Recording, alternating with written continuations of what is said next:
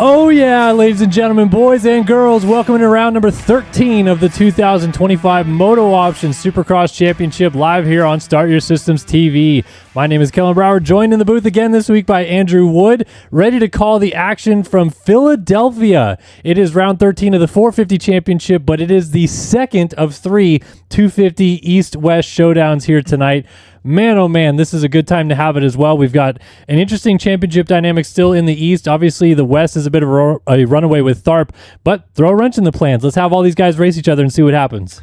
Yeah, I agree. The showdowns are the best, and man, this is where something can change huge. If you think you got 20-point, nice, comfortable lead, you get one bad race with a lot of the other coasts in there, and you can have a really bad time. So, especially with one of the coasts seemingly pretty top-heavy, though, they might not have too much, or I guess not top heavy, one guy kind of running away. It might be good for the guys on the East Coast, but we'll have to see what happens, and excited for the 450s too to see hopefully Seth Shirley can keep knocking some points off and make this a race kind of down to the wire. As you mentioned, Seth Shirley, he has been dynamite these last 2 weeks, one in Seattle and one in Foxborough, and has pretty much been on his game in the second half of this championship since we came back in Birmingham. He's a little far back. He's been chipping away at the points like you mentioned. Is it too far, though? Do we think he could get there? Yeah, I mean, the fact that we've seen Braden come from so far behind and still get up onto the podium is a little bit hard for him. But, I mean, he's doing all he can do at this point. And, maybe this gets him hot for outdoors. And that's kind of a series that I feel like he feels very confident in. So, better late than never, I guess, to kind of start knocking off wins consistently. But we'll see. I think Seth Shirley, he's just going to keep doing it, keep trying, and maybe one of these races, Braden Carter cannot make it all the way back, and then this whole thing has changed. We still have enough races left where I think it's possible, so he's just got to go out there and do his best. Yeah, well, like you said, Braden Carter getting back there, his starts have been atrocious of late, and it'll be a story that we watch coming into the main event for sure. Let's talk about qualifying and what has happened here tonight so far in Philadelphia. Here's a look at your 450 qualifying standings. Time has now completed. This was a hard refresh right now, so this should be our updated standings. Seth Shirley put it P1 and P2. Hubbard, Eaglin, Carter inside of the top five. A little bit of a separation between the two sets. Curious to see what they're doing because everyone else is pretty much right on top of each other in those 53s. Yeah, I mean, the times are not very far apart until you get to the top two. So it's one of those things, what are they doing differently where everyone else is within literally almost a tenth of a second for 6 spots behind Seth Carr and Shirley. So the Seths have figured something out. And, it's looking good for Seth Shirley if he's running those times in qualifying practice and he brings the consistency that he has with his good starts. I think it's a good lookout for the 450 class for Seth, at least. Yeah. Seths. And of course, because it is an East-West showdown, a lot of guys ended up going back to their respective coasts. So we don't really see the fast 250 guys here tonight. In fact, only 36 people ran laps in the 450 class. Let's talk about these coasts, though. Jake Spieth puts it P1 in 250 West, 53.4 over Braden Tharp at a 53.7. Spieth has been blazing fast, and he won the last showdown that we had in Indianapolis. So can he do it again here tonight?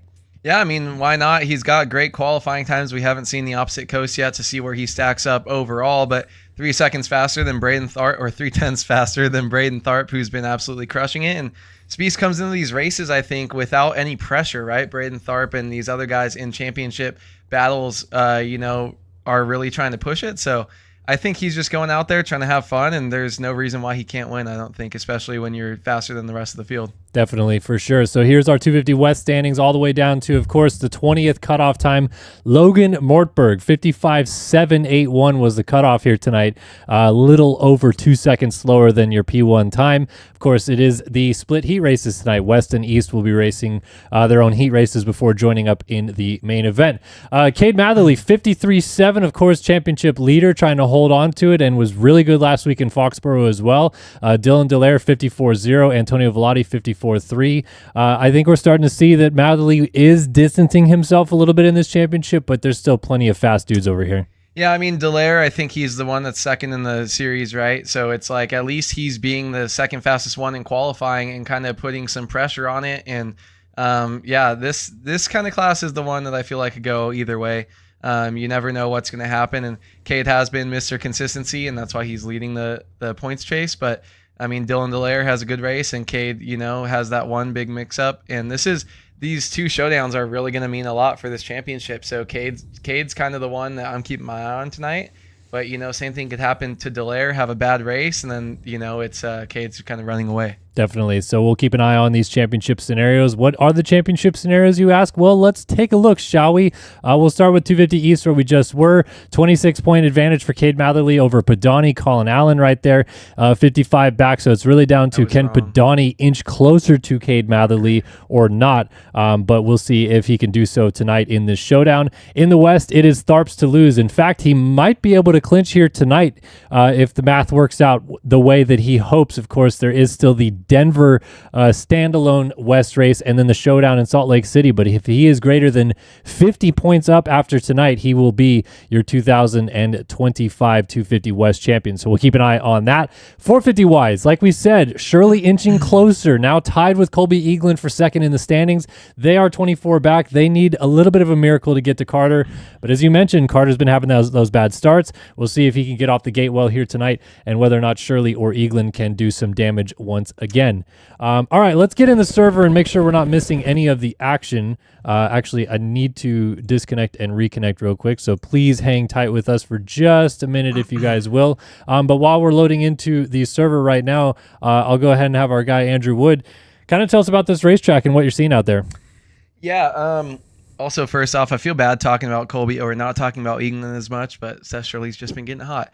I like this racetrack. A lot of long rhythms that we've been kind of seeing, especially off the start. You got kind of a basic triple, you know, which I think is one of the best things to have off the start, where most of the guys are going maybe 2-3-1 or 2-2-2 early on, but then you're getting right into a really big rhythm where at the bottom of your screen, I think that's going to be where most of the passes are being made.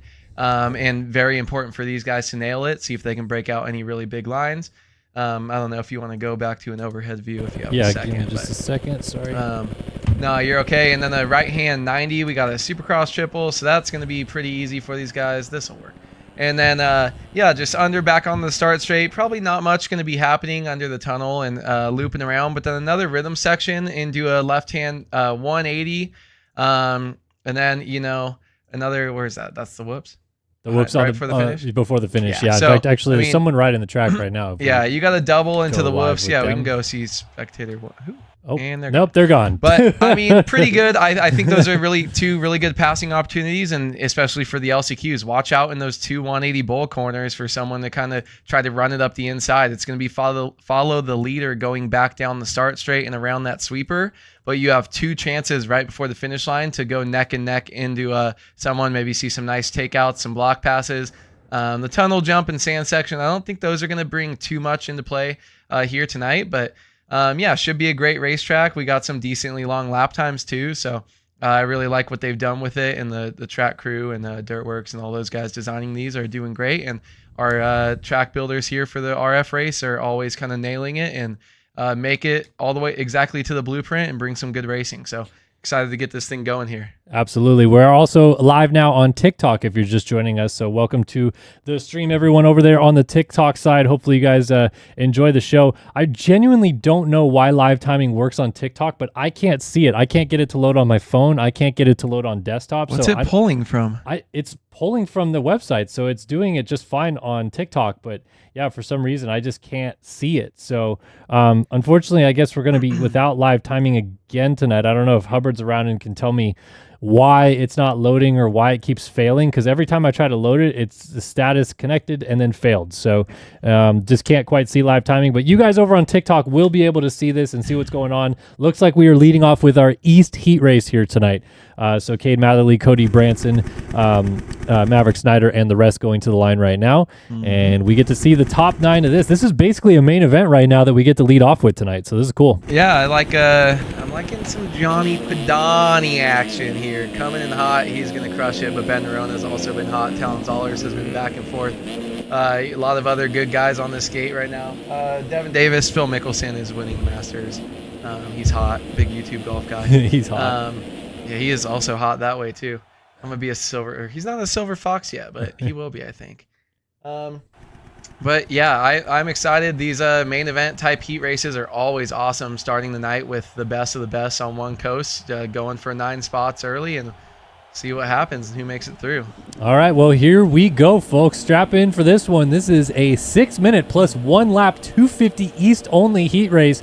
essentially a main event. The top 20 in qualifying are here, and 9 go through. Let's find out who they are. Let's drop the gate here in Philadelphia. We're off and running from the inside line. A couple of guys getting some good jumps. I see the 182 of Zollers pushing everyone wide, and a couple guys went down. Padani gets a nose in there first, but he's side by side with a few others. So it's Padani nose to nose here with Dalton Caudle on the Nexus program. Down the inside is going to take the lead, but then Padani triples right by him, and off we go here in Philly. Yeah, I mean, I can't believe I called that, but Padani had a crazy inside gate with a terrible angle, but man, just snuck around the inside, and then tripling into that second rhythm section you guys saw was huge for him right there, and took over the lead over Dalton Caudle. So it's first time seeing this rhythm section here for these fast guys. Triple on, off, triple, single into the corner. These guys always jumping way up into the berm. That can be a place where people make mistakes, though. And Padani's leading us around and holding on to this for the first lap. Yep, getting through the whoops at the end of lap number 1. Johnny Padani leads us over the line from Jared Gummison. Emmett Sund up to third around Caudle. Then Cepeda 5th, Snyder 6th, and Matherly, your points leader, is in 7th. So not typically a great starter, Cade Matherly, but this time gets through some of the chaos early scot-free. Going to be critical again because of these heat races. Short race, everyone on the line. You just got to not fall because everyone right now is basically just putting the laps down. Yeah, I think that's exactly what Cade wants to do, and you saw him almost kind of go over the bars or clip it. Oh, he's going to get another spot as that's a rider down right there. Cade jumping around, and some other jumpers riding. Doolies. I missed that. My words stumbled hard. But yeah, Cade's looking good, and I think this is right where he wants to be. He doesn't need to start up top 3 in this. He can work his way forward from here. He's normally a consistent rider, so. Yep, so he's now into that 6th spot like you mentioned, trying to jump into 5th up the inside of Maverick Snyder, pushes him to the top of the berm. They're going to go bar to bar into the whoops right now, but Matherly's going to swoop down the inside to block the line off, and he's actually going to get up to 3rd. A couple other guys down. One of them is Padani, I believe, trying to get back to who it was. It was Emmett Sund. Emmett Sund on the 70 Underground RC. That is Padani's teammate, hence why I got tripped up a little bit right there. But we do have a change to the lead. Padani has gone down by the looks of it because Emmanuel Cepeda is out front on the 33 District Designs program. Good news for him. Bad news for Padani, who drifts back to 2nd. He's got Matherly breathing down his neck. Dylan Dallaire, who's also fast in qualifying right there. Man, if this was a main event, this would be a barn burner, but we're only going to get 6 minutes of this. Yeah, I mean, it's kind of a bummer that this race isn't going to be longer. I wish they could just let him go because this is almost exactly what you see. You know, someone different up front leading the race, and then basically the top 3 in the championship just coming out here racing nose to tail. Small mistake by Cade is going to allow a little bit of gap there, but wasn't able to capitalize on it. Dylan Dallaire right behind him. So these two, just a small gap where they're both just trying to hit their marks, trying to survive through the whoops right there. You see everyone making it through half cleanly, but yeah, this is going to be a really nice race, I think, all the way down to the end, and I think we might see them start pushing when they get a little bit closer to each other. Halfway point of the heat race, Cade Matherly working on Johnny Padani, that number 35 Underground RC Yamaha, for 2nd place right now. Almost jumps onto the back of him, and he's still going to go for the triple as Padani goes down. Fortunately stays up and doesn't fall off the bike. Going to lose about 3 or 4 spots because of it, though. That's how close everyone is. If he was going to go off the bike right there, he may have lost a transfer spot. He's going to fall back behind, I think that's the 57 of Gummison now, to 7th for Johnny Padani. Gummison goes by Emmett Sund, Maverick Snyder, Dallaire, and Matherly all gaining positions in that soiree. Matherly now up into the 2 spot on the number 25 Twizy KTM, your championship leader here in the East. But they're all still chasing Emmanuel Cepeda, who's now opened this thing up to about 4 seconds as a battle for 2nd actually starts to brew. Let's go back to that. Matherly is under attack. Look at this freight train right now. This East class is delivering in this heat race to kick things off here in Philadelphia, and Matherly's got to try to run away a little bit here, also fall back into some risky situations here. Yeah, look at that. Cade hasn't been getting that triple right there, and the rider behind him does. That's that's Dylan Dallaire. So Dylan Dallaire trying to push, gets this rhythm just a little bit cleaner, unable to get the speed to make it all the way up to him. They're going to follow nose to tail here, though. Man, Cade needs to figure out that rhythm section. I've seen him do that multiple times, trying to get that wheelie over, not doing it, having to go double, triple, single, just way slower than if you can triple there. Emmett Sund, though, we're going on board with this chase. See this triple on, step off. Everyone's struggling with that. You can see how small that lip is. They're all casing that triple landing just a little bit. Can't get over that 5-footer. Hard to get in that pocket as Emmett Sund's going for a ride, and he's going down.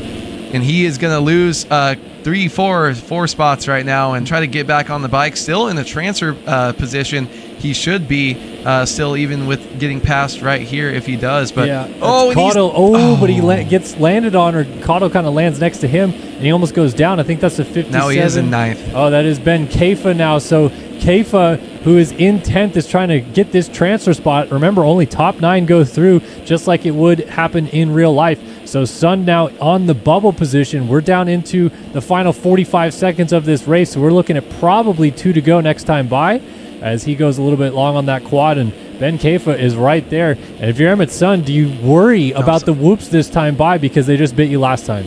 Yeah, I mean, it's always in your head. I think you go in, that's your main focus of this lap. Everything else is kind of autopilot, and you're just holding your breath, ready for the whoops. If he gets through him cleanly, I think we just saw to go down. Dylan Delaire went down at the end of the whoops, way ahead of him, but so he might kind of come back towards this fight a little bit. He gets up cleanly, and Emmett Sun makes it through clean, which is nice right there. Yeah, basically you're just thinking about the one spot you made a mistake last lap. I think if you get through it the very next lap, you kind of go back to normal, but it is definitely in your head the very next time around. Look at this, though. Ooh. Sun trying to do... Yeah, these guys are really struggling to put this together in the 250 class. Oh! And he goes for a block pass on Dalton Cottle and puts Cottle off the track. So Cottle's going to get back on now right behind Ben Kaifa, who gets gifted the final transfer spot. And then Sun goes down immediately after that. So close to getting landed on by a few of those guys. But that actually gives now Kaifa 8th and Talon Zollers goes into 9th. White flag will be coming out this time by as your leader checks in out front. White flag is actually in the air as it's still Cepeda in the race lead. But look at Zollers. He's got Dalton Cotto right behind him, and this is going to get good. Yeah, that's crazy. It almost looked like Emmett Sun wasn't completely off the bike and then got hit off of it. Talon Zollers, though, pushing right now as Emmanuel Cepeda is leading him around. Cade Matherly only 3 seconds back up front. But Zollers, we're always trying to watch these bubble positions because this is where all the action ends up late in the race and kind of see what can happen. Oh, no, Zollers! Wow, how does he stay up right there? They both get stuck in the sand for a minute, and Caudill trying to wheelie over that doesn't quite get the main line. Here comes Emmett Sun. He's going to get back into the picture. Oh! He almost goes over the bars. Who's going to get this rhythm section clean? Caudill, he's going to be a little bit short, but he still goes for the quad, and he will get it. It's going to be so tight. Jumping into the tough block, Zollers, and Sund is going to get by. So that should be down to those two for that spot. Meanwhile, up front, Emmanuel Cepeda wins the East Heat Race here tonight over Matherly, Johnny Padani, Snyder, Nerona in the top 5, Gummison 6th, Delaire 7th, Kaifa 8th, and Caudill is in 9th. Oh, who's down? Who is down? That is, that's another person, so that is not for position. But here we go. Emmett Sun might Hail Mary it down the inside into the final corner. He's going to try, but he's not going to get there. Caudill makes it through, at least for now. We'll have to see if penalties are applied post-race, but it is Sun out. Zollers, Cormac, Nygren, Lenhart, Branson, Victor, Ortiz, Velati, Langstrup, Jeff Cooper, all out of this one going to the LCQ, at least for now. What a finish. Yeah, we see some insane whoop speed in the 450 class, just the way those bikes are able to get a drive over the whoops. Emmett Sun just did about as best of a whoop pass that you can do on a 250 and just came up a little bit short. 0.4 seconds is that, so I will keep an eye on those cuts for you guys, see if anything changes and he gets in. But man, all up to this guy, Emmanuel Cepeda. I think about 3 or 4 laps in, Kellen, he threw a really nasty whip as nothing did change in that transfer position. So he is going to hold on to it. But Cepeda threw such a nasty whip over the finish that looks so comfortable. And in my head, I was going to say, like, yeah, he's going to win this race no matter what. You know, he doesn't have the pressure that Cade Matherly or any of the guys behind him have. He's just feeling really nice up front. So props to him going out there and just absolutely crushing that heat race. And man, now we get to go to the opposite coast and see what these other guys have. If Braden Tharp's going to come out and try to win this thing and put a stamp on it, or if anyone else can get in there. Jake Spieth, maybe. Yep, 250 West heat race coming up. Shout out over on TikTok. We got a decent amount of people tuning in over there. Someone asked if this game is on PlayStation. No, it is not. This is called MX Simulator. It's a game from 2007 that we're still ripping all these years later. A lot of mods, a lot of updated track creations and stuff like that, but it is a PC-only game.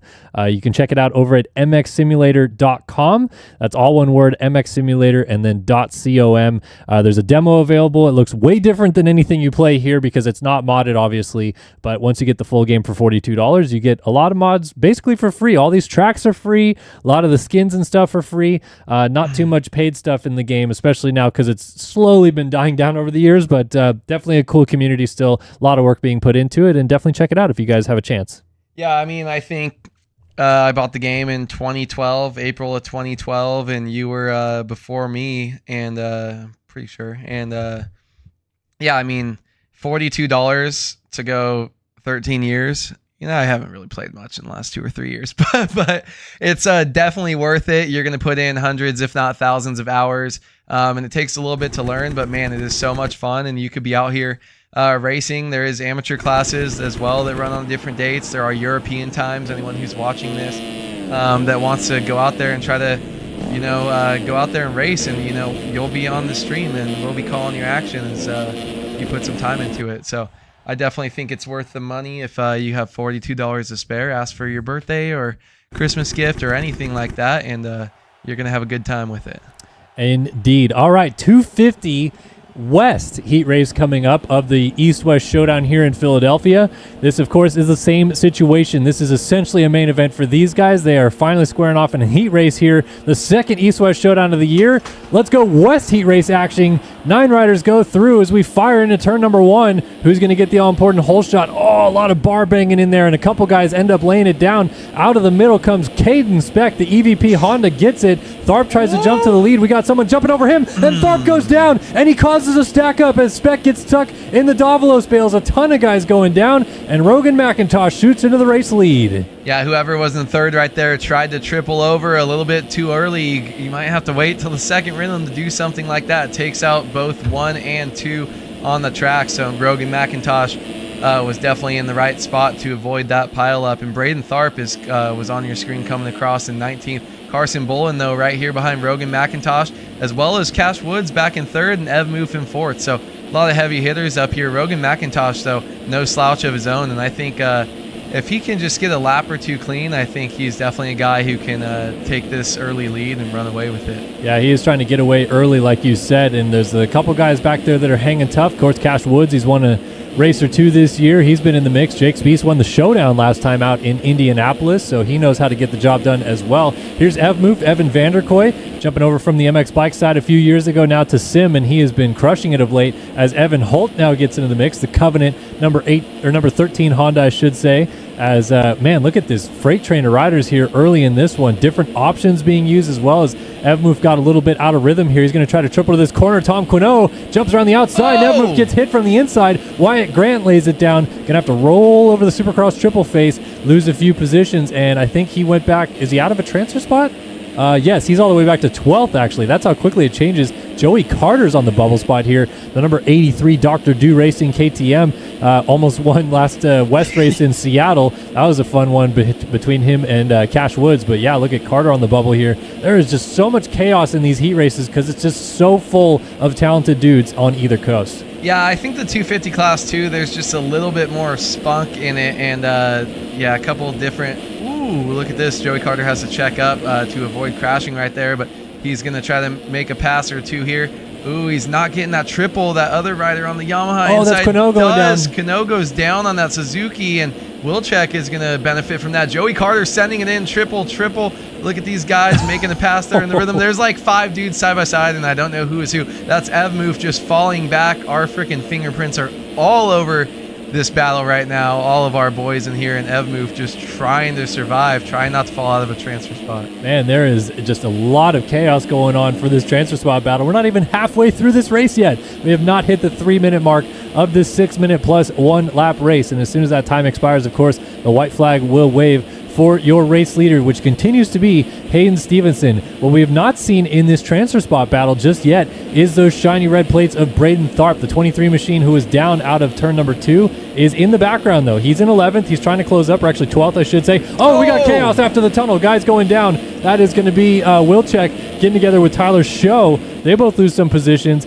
Wyatt Grant went backwards, and I think Tharp just moved into 9th. Yeah, Tharp moved into ninth. As he goes up inside of Evmoose, so does Wyatt Grant right behind him. They are drag racing. Wyatt goes for the triple. There are different lines right there. Wyatt is going to pull away a little bit, get that double into the corner, hold on to this thing. And is this still the transfer? I think so. I think that Grant is in the transfer spot right now. We had some timing, but we got to work on that certificate, Hubbard. Oh, no, actually. Cano's there, Tharp. so Tharp is on it. So those guys are outside of it, but vicious battles to the death, and that's Carson Bolin. So, Wyatt Grant almost hits him. This is chaos, Kellen. Yeah, and so I think that just moved back into a transfer spot. Okay, so he is ninth. Take a peek as these guys go into battle behind him. Oh, it's getting a little dicey right there. Some guys almost running into each other. Wilczek going through, or actually getting passed, I should say, by Wyatt Grant as Evmoop is on the bubble. This is just insane action here.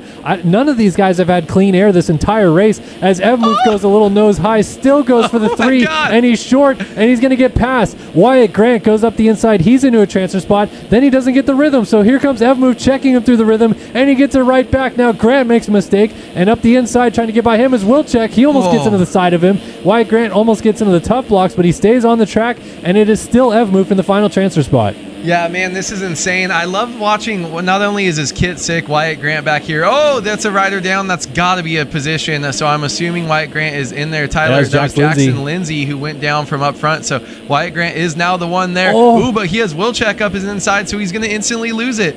Wyatt Grant, you can just tell he's young, dumb, and full of you-know-what. The way that he rides, he's just pushing it every single spot, jumping around corners, trying not to get taken out. And, man, he is absolutely on fire right now. This is such a good battle here in this heat as we just hit 5 minutes. So these guys still might have a lap to go. Wyatt gets that double across, and that's going to get that triple cleanly.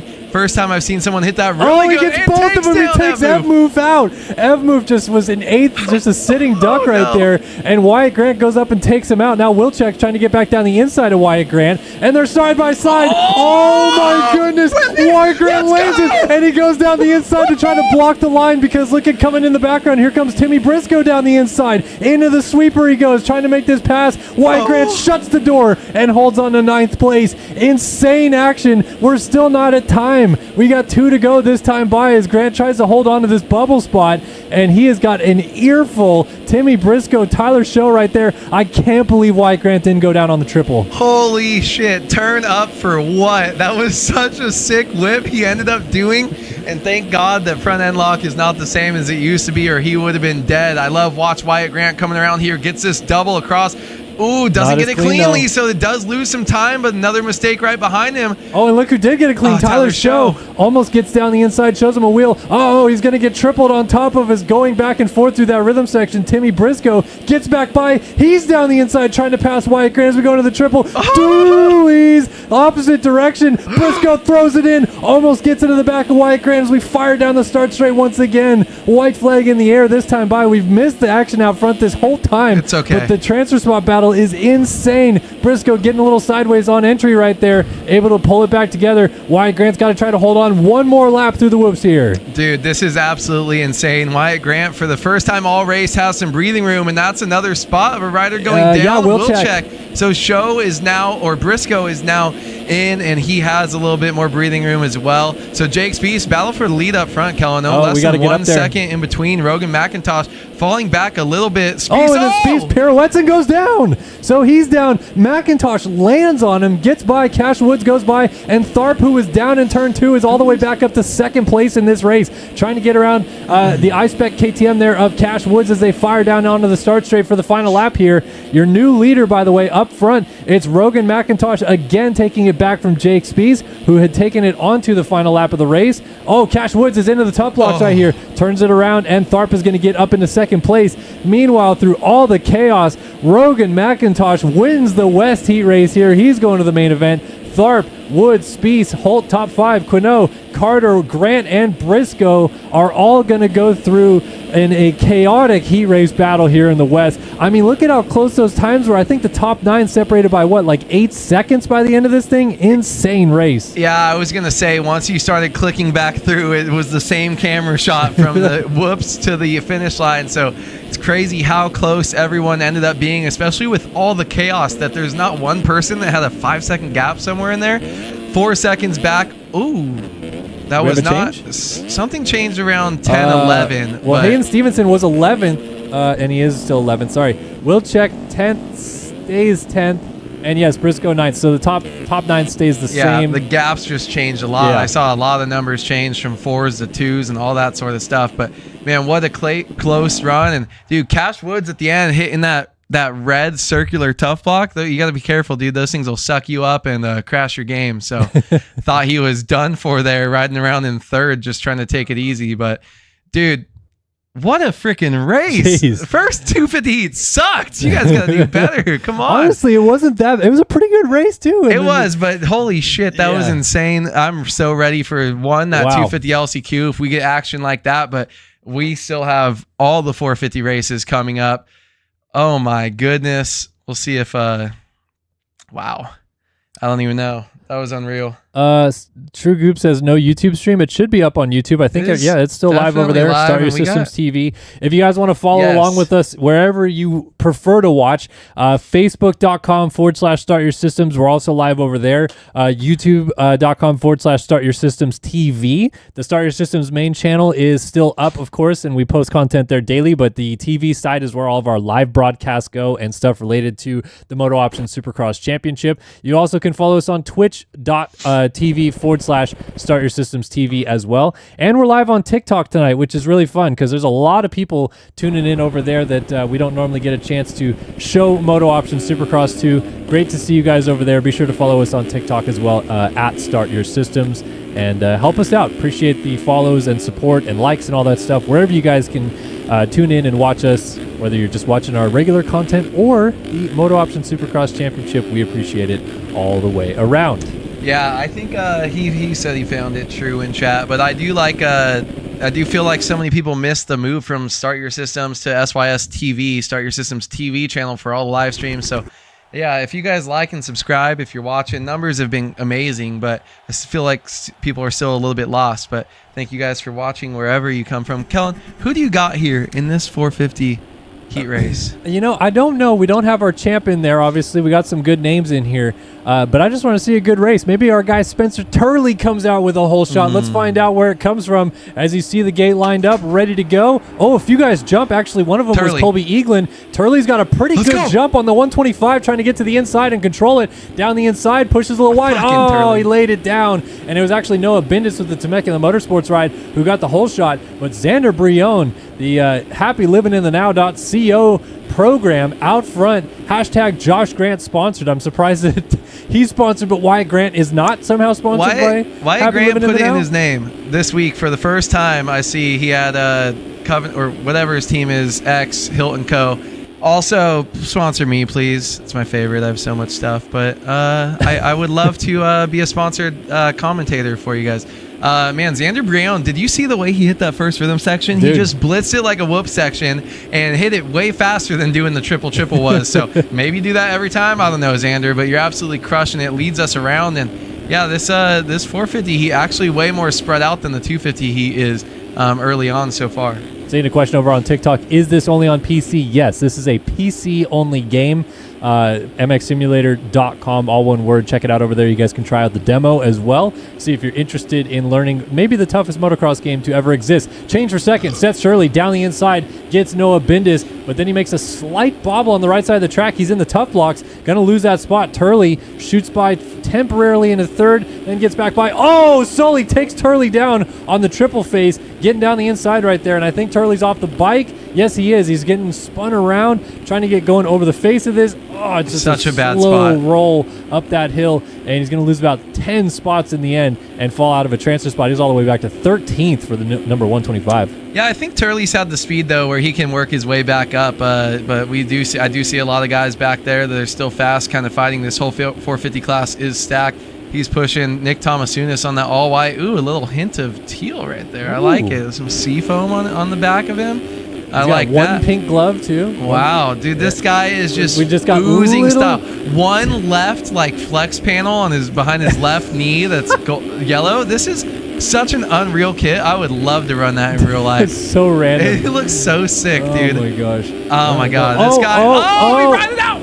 Oh, no, can't do on the the cool bike stuff all that he the does way. in real life. JR Reyes goes by. Followed us on Instagram today. Shout out JR Reyes. But JR. Yeah, Turley back, or sorry, He's my Shirley. pick, by the way. Shirley all the way back to 9th. Now moves up into 8th as Ethan Parks was down on the number 60 ride down here on the inside. So a few positions lost, and this is your transfer spot battle now. This is Race Coble, I think. Oh, and that's that. Wow, Seth Shirley's down On the start straight? What the heck? I wonder if he got into the back of someone, because I feel like that's such a weird spot unless he just had a crazy power slide. Ooh, it looked like Luke Sullivan maybe got punted. I just saw another Yamaha, and there was a rider down, so someone got cleaned over that berm on the start straight. First time we've actually seen someone kind of go up the inside and actually make contact there. Seth Shirley, though, trying to make a drive up the inside, Whoa. and he does. Oh. Gets into the rider going down, stays on 2 wheels for now. Thomas Unis is going to get by. Oh, and that's Seth what Shirley. the heck is he doing? What the? Shirley, the winner of the last 2 races in the 450 class, is now down and way That's out such a of a bad transfer spot. 16th place. Where is 9th? He's going over the finish right now. 9th place. Well, he's going the other way in the rhythm He's section, cooked. so he's not too far back.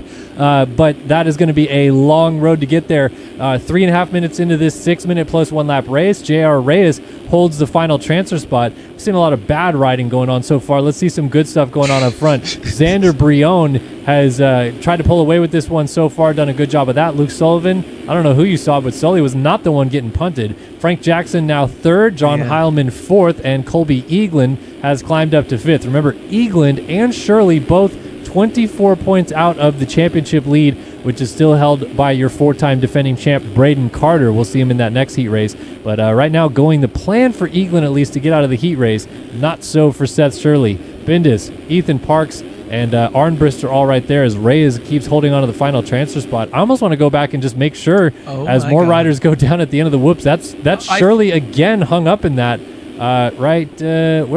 Where is he? There he is. Okay, let's go on board with him. So it wasn't him, dude. I have no idea. I think it was Race on that. Or is that Race Cobble that's there on that 450? But someone got punted, and I'm just wrong again. I'm used to it though by now, Kellen. I just kind of spew bullshit and then hope it sticks. But Seth Shirley was my pick to win tonight. And actually, Kellen, we were talking before the stream started that Seth Shirley had not crashed in the last 2 main events. Perfect races by him, and just it's a complete mess right now in this heat race. So I wonder if he can go to the LCQ if he doesn't make it and lock in and still have a chance to win here tonight. But yeah, it's just crazy to go from not crashing in your last freaking 40 minutes of racing, and you're just having this bad of a race as we see him making some time up on Thomas Unis. This is only going to put him in the 13th though, and it's still a big gap all the way up to the 9th place transfer spot. Yeah, but I wonder if right now is when, like you said, the LCQ he needs to lock in, but I wonder if right now he's locking in. 56 flat. Again, they're in the 52s for qualifying, but I think if he puts this lap together right now, we might see an absolute barn burner. So we'll stick on board them for a second. So here's that double across the start. Doesn't get it. Oh, and legs off right there for Seth Shirley. And Nick Thomas is trying to avoid him, goes down. Oh, meanwhile, we got a transfer spot battle. JR Reyes, Ethan Parks, and T-Lane going at it. Oh, Reyes punts Parks to the ground. And T-Lane, who helps ban people in this series, might have just seen that and is not too thrilled about that. But now JR Reyes has got to try to pass T-Lane to get back into a transfer spot. But I don't know. I think T-Lang might get away here. Yeah, I think that was perfect, though, because JR just made a mistake, right? And just didn't have the drive. So he said, hey, I'm going to go meet you at the end of the corner. I'm in front the whole time. You just went out and swept through that rut. I just put myself at the end of it. It's kind of his need to have to slow down and cut under. Tyler Lang just took advantage of it. And I don't think he's doing any penalties or anything there because he's the one who got the spot from it. Tyler Lang makes another pass on that rider right there. That is Jacob Arnbrister. So Arnbrister now onto the bubble. And T-Lane working his way forward. Right that is a lapper. He was in between the leader. I saw him earlier. So Reyes now 1 spot out again as Arnbrister is on the bubble in that light blue gear. But this Dooley's with the lapper is going to go up and kill him. The lapper takes him out. That guy is what was that? Probably going to get in trouble at all. I think that's the 37 of... I don't want to be wrong, but I think that might be Alec Horn. Yes, it is. Alec Horn. This guy is causing problems and trying to quad up into the corner. Always and I don't know how he just rode out of that, but problems. Problems indeed, as JR Reyes now has some work to do. Bob Joe back here. So Arnbrister is in. Yes, he is. He is still in right now. T-Lang, Turley, Holden Tubbs, Eagland, Bindis, Heilman, Sully, Jackson. Look at that battle. And Xander Brion. We'll get back to that battle in just a minute. Let's give Xander Brion his due. Got the early lead in this one and took off to win this heat race. Well done to the Hilton Co. Number 762, it's Xander Brion winning the heat. Final corner for Frank Jackson and Luke Sullivan. They're just going to rip the berm together and come out second and third. Nicely done there. Heilman fourth. Bindis all the way back here, down in the 5 spot. Let's see if he picks it up still there. No, he will lose that spot to the 24 of Colby Eaglin. Bindis back to 6th. Turley 7th, Arnbrister 8th, and T-Lang 9th. He has no pressure. That is a lapper, of course, Alec Horn right behind him. So as long as T-Lang stays up, he's in. But man, Alec Horn causing some problems here. I wonder if J.R. Reyes did something to Horn earlier in the race, because that seems a little bit aggressive for a lap traffic. Look at that right there. You're going to do that. Arnbrister. That is Arnbrister stuck in the corner right now, but he's okay. He gets out of there. So you're going to do that to Tyler Lang, the guy who is the one who takes care of protests, go 5th wide in the back of him in the final corner. I feel like we've seen him multiple times. I don't know the guy, but it's kind of crazy that he's still racing here week in and week out. And I don't know, dude. I saw him getting lapped hella early, so unless something happened in the first corner or first lap and he's still mad about it, gotta anger management. Might have to take some classes or something. Who knows? Take some classes. He ended up 17th, way back, and not even in this race. The only person that kind of finished that didn't quit. So that's where that type of riding is going to put you. But shout out 762. Is he going to get a Pulp sponsorship next too? If he's running that number, I feel like might want to reach out to Mathis, see if he's got some extra cash right there, and get some sponsorship deals after dominating a heat race like that. Man, 450s are already showing out too. That one a little bit less exciting than 250 Heat 2, but I'm pretty sure that we got a dualies. There's a chance we got a dualies. It was with a lapper that punted someone, but we made it work. All right, so the final heat race of the night, 450 Heat 2, is coming at you. Seth Carr, Jeremy Seabolt, Christopher McPherson, Leclerc, Vial, Hubbard, Pachone, Schaefer, Carter, Deering, Davis, Paolini, Sonny Spicer, Cocroft, Hall, Niles, Larson, Castellaneta, Rockefeller. Pick your favorite name out of that one and root for him. Of course, Braden Carter, the 4-time defending Supercross champion in this one. We'll see if he's able to get through clean. What I'm curious to see here with Carter is how his start goes. I mean, we already talked about it in the pre-show a little bit. The main event starts have just been not good. But if we can see a good heat race start, maybe that is a positive sign that something he's done during the week has worked, maybe? Yeah, I think so. I feel like there's certain guys that just slowly improve throughout the season. Just, I don't know, whether it's your qualifying times or your consistency. If the more you race, if you're not having a bad time and you're slowing down, some people, even that works though, not playing the game as much, and maybe you just have less stress on yourself and your consistency gets better. It's really weird what works for different people. Some people need complete peace and quiet. Some people need a conversation while they're racing. Some people need to play the game every second of every day that they have free, and some just need to kind of chill out during the week and show up and have fun. So anything can kind of work when you see these improvements. It's kind of hard without talking to the guys to kind of figure out what they attribute to that. Well, we'll be able to see right now whether the work in the week has turned out for the better for the number 1 machine of Braden Carter. He's lined up way down the inside, if you can see him there on your screen. But here we go. It's time to drop the gate. 450 heat number 2, final heat race of the night is ready to go. They're off and running, firing into turn number 1. Leclerc gets the jump on the 7, the 73 from the outside trying to get in there as well. And Hubbard somehow, without getting a good start off the line, is going to hole shot this race. He's the hole shot king. He was into the first corner in about 5th and comes out with the race lead like always. Insane what this guy does. Yeah, this racetrack, we will see 6 laps, so we will have to keep an eye on him if he's still leading at that point of the race. But yeah, the hole shot king, Hubbard, has dominated. He's gotten 80-90% of hole shots before, but hasn't gotten one in a long time, and he's absolutely zooming away. These 450 guys are so fast. We got a nice battle for 2nd, 3rd, and 4th there right behind him. Even 5th as well with Anthony Piccioni right behind him. Anthony Pachone leading this pack right here. Brandon Larson hot on his tail. Pablo Vial and Braden Carter, though, on the number 1. Oh. Ooh, must have hit a little bit. The Frenchman right there got a little lag bubble and went down, because I thought we were about to see some Carter's going speed. down. That was interesting that he tried to jump up on top of the whoops. I thought he would just jump him from there, but he goes down, loses a few spots, one of his teammates going by, and a few others trying to sneak by right there. Drops him all the way back to, where are we at now? We are in 11th, 12th.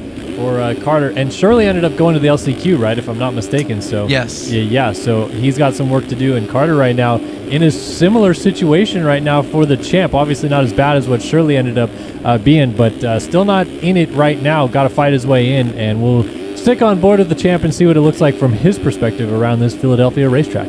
Yeah, I mean, when Carter's on right now, and like if he kind of settles down, he is just absolutely unbelievable to watch. And I feel like everyone loves these first-person camera views that we get from him. But I think he's just really struggled if he doesn't get a perfect start up front.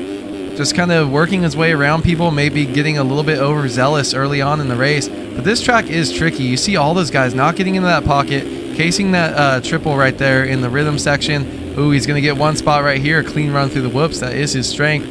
And a 55.3, let's see if he can throw down another heater. I love this triple right here. You see that going over that bump, and that's how these 450 guys can do it. I saw a 250 guy wheel tap, and he's getting this jump across clean. Watch him make two passes. Oh. Triple, goes up the inside of him. That was scary, Kellen. Thread the needle. Did Braden Carter right there, just sneaking by his old pal Belars. And he's down. And then goes down and somehow doesn't fall off the bike. And I think he just did himself a favor because Ash Deering hit his shoulder and then went down in the process. So Carter slips back behind Castellaneta. He's in 10th, but obviously still knocking on the door for opportunity to try to make it in right now.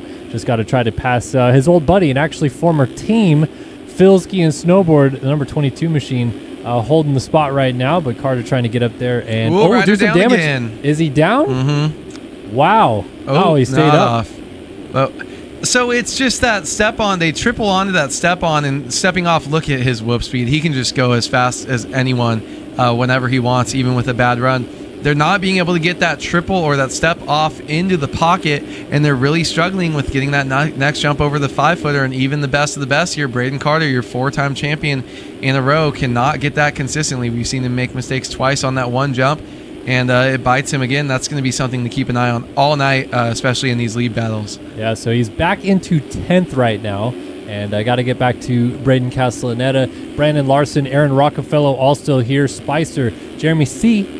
I don't know where the bolt is tonight, but not attached to the name.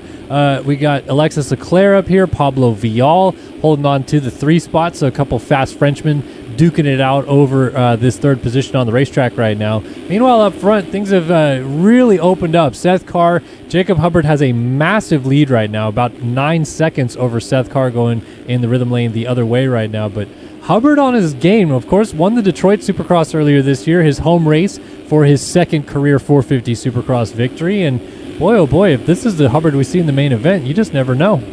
I mean, he looks the most on rails and locked in out of anyone that we've seen tonight in all 3 races previous. So it's not even just his great start, but the way that he's able to work his way around the track and kind of get pop and land in those little pockets he needs to. He is just absolutely dominating. When you're beating Seth Carr, who was the fastest in practice by him and Seth Shirley by almost half a second, it's pretty telling that you're kind of on fire tonight. And yeah, I expect to see the same thing in the main event, and maybe even some less competition. You got people that might not even make the main that are heavy hitters as well. So got to give Hubbard his due. We are 5 minutes in. We are on lap 6 though, Kellen. So this is where to keep an eye on it. You see him making some small mistakes here. Still has a huge lead, so no pressure from behind, but I don't know, Kellen. 2 more rhythm sections to see if he can keep it on 2 wheels and beat the 6-lap curse that he has hanging over his head here. I was just going to bring that up because our boy Luke Sheff in chat had also mentioned that as well. Oh, Hubbard's going over quad. Okay. Wow, so quad single through that section for Jacob Hubbard. Clearly got something figured out right there, and we know he loves doing the big lines. Really good through the whoops, and look at that. Survive lap number 6. Well done, Jacob Hubbard. Pulling away out front from this man, Seth Carr, who, of course, has 2 wins this season. And then Leclerc and Seabolt still there. Vial has drifted back to 5th. Castellaneta 6th. Aaron Rockefeller 7th. Larson 8th. McPherson 9th, which means... Oh, we got a huge crash. Couple guys going down. D. Davis just got a freebie. Austin Schaefer went by. This man is still out of a transfer spot right now, people. Braden Carter might be LCQ bound, joining Seth Shirley. If he doesn't pick things up, he might get a couple free spots here near the end, but he's in 11th. He's got to get 2 more to get through. What are the chances that It comes down to Braden Carter and Devin Davis on the last lap. It's looking like it might right now. He's 2 spots out, going to get a spot right here. Look how much more speed that double cross and triple gets you if you can nail it. That has been one thing that Braden Carter has been very, very consistent at. This rhythm, though, had a couple mistakes there, too. So now I think Devin Davis is the person right in front of him on that Cowie with the red gear. He is chasing him down, and that is, let's see, Devin Davis is in 9th? Schaefer in front of him? Yeah, so Devin Davis, Austin Schaefer, and then Braden Carter just a 2.5 back. So we'll see what happens here. White flag came out for the leader, so he's going to need to make it happen. Devin Davis makes the move, so Austin Schaefer is the one. Watch Braden Carter go by him. Look at in the whoops, gets on that rear tire, trying to get to the inside, not able to do so just yet. So 1 lap to go. Carter is still out. He's got to fight his way in through this heat race, or he will be headed to the last chance qualifier. Austin Schaefer just ahead of him. Carter short on the tunnel jump, goes outside, still trying to get this double across. Little short there, but still gets the triple cleanly. No one's made a mistake just yet. Schaefer and Davis are riding very solid in front of him as up front Hubbard takes the win. Schaefer's out of rhythm here as Carter almost jumps onto the back of him. Schaefer goes defensive, trying to get into the pocket here on the Supercross triple, and Carter almost hits his rear tire. Charging down the start straight we go. It is 3 turns left to go in this race for Carter to make it into the main event, or he will be headed to the LCQ. Here we go, tripling onto the table and off, and then triple into this corner. Rider down. Who is that? That was not for position. That was not for position. So Carter's got to get one of these two guys down the inside. He makes the pass and gets them both in the final corner as Schaefer makes it through, and Davis goes from 8th coming into the whoops to finishing 10th without crashing. Oh my goodness. No, Devin. Oh my goodness. Oh, we need a wellness check on Devin Davis right now. That is heartbreaking. I tried to predict the pass in the whoops the lap before, and Braden Carter just didn't have it for some reason. I tried to do the Ricky thing, and then I messed it up, so I guess that was like Ricky. And then Devin Davis, oh my God, and it got even closer on cuts. Carter's out. Carter lost it on cuts. Carter lost it on cuts. He's headed to the last chance qualifier. I cannot see how many cuts 1.3 by the looks of it. 1 point. No, that's number 7, way up front. He has 1.15 seconds of cuts way down there. A lot of cuts then inside the top 10. Devin Davis gets it on cuts by 0.4 seconds. Almost got 8th. So, man, there was cuts all through there. I can't believe it. Carter and Shirley, who are 1st and 2nd in the championship, are in the last chance qualifier here tonight. Hey, Colby Eaglin, dude, he's got to be freaking out. He's 24 points. Yeah. If something happens in that short race, Kellen, and they don't make it in, we got a new championship leader. We do. This is going to be chaos, and we got to wait just a little bit to get there tonight as we have our 250 LCQ coming up first. But the 451, man, you guys are not going to want to miss that if you're joining us, because Braden Carter and Seth Shirley, the 2 winningest riders this season, are both in the LCQ. I cannot believe it, but we are going to see it here in just a few moments. Before we do that, we've got a 250 LCQ, like I just said, and this is the first time tonight that the East and the West will match up. This is basically everyone that didn't make it out of the East and West heat races finally joining together, and they will battle it out for 4 spots, 22 riders, 4 positions, and 18 riders going home after this one. So these are the final 4 spots to the main event, and we get to see basically guys that would normally finish in, around a top 10 spot trying to just make the main event here tonight out of this last chance qualifier. Yeah, I mean, it's crazy because these guys would all be in the main normally. These guys are all, heavy hitters. It's really just a toss-up when you get into it. So these are easily the best LCQs that we're going to see kind of all year, because you get, that little bit better version of East Coast, and it just makes these things even gnarlier. They're so much less spread out and top heavy, or more top heavy, I guess. And then you're combining 2 coasts. So I think we're going to be in for a absolute barn burner here. And I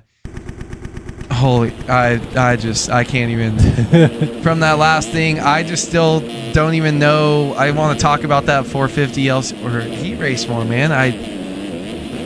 Oh my goodness. Well, we're going to be able to talk about it when that LCQ rolls around, because there's going to be 2 championship contenders right there.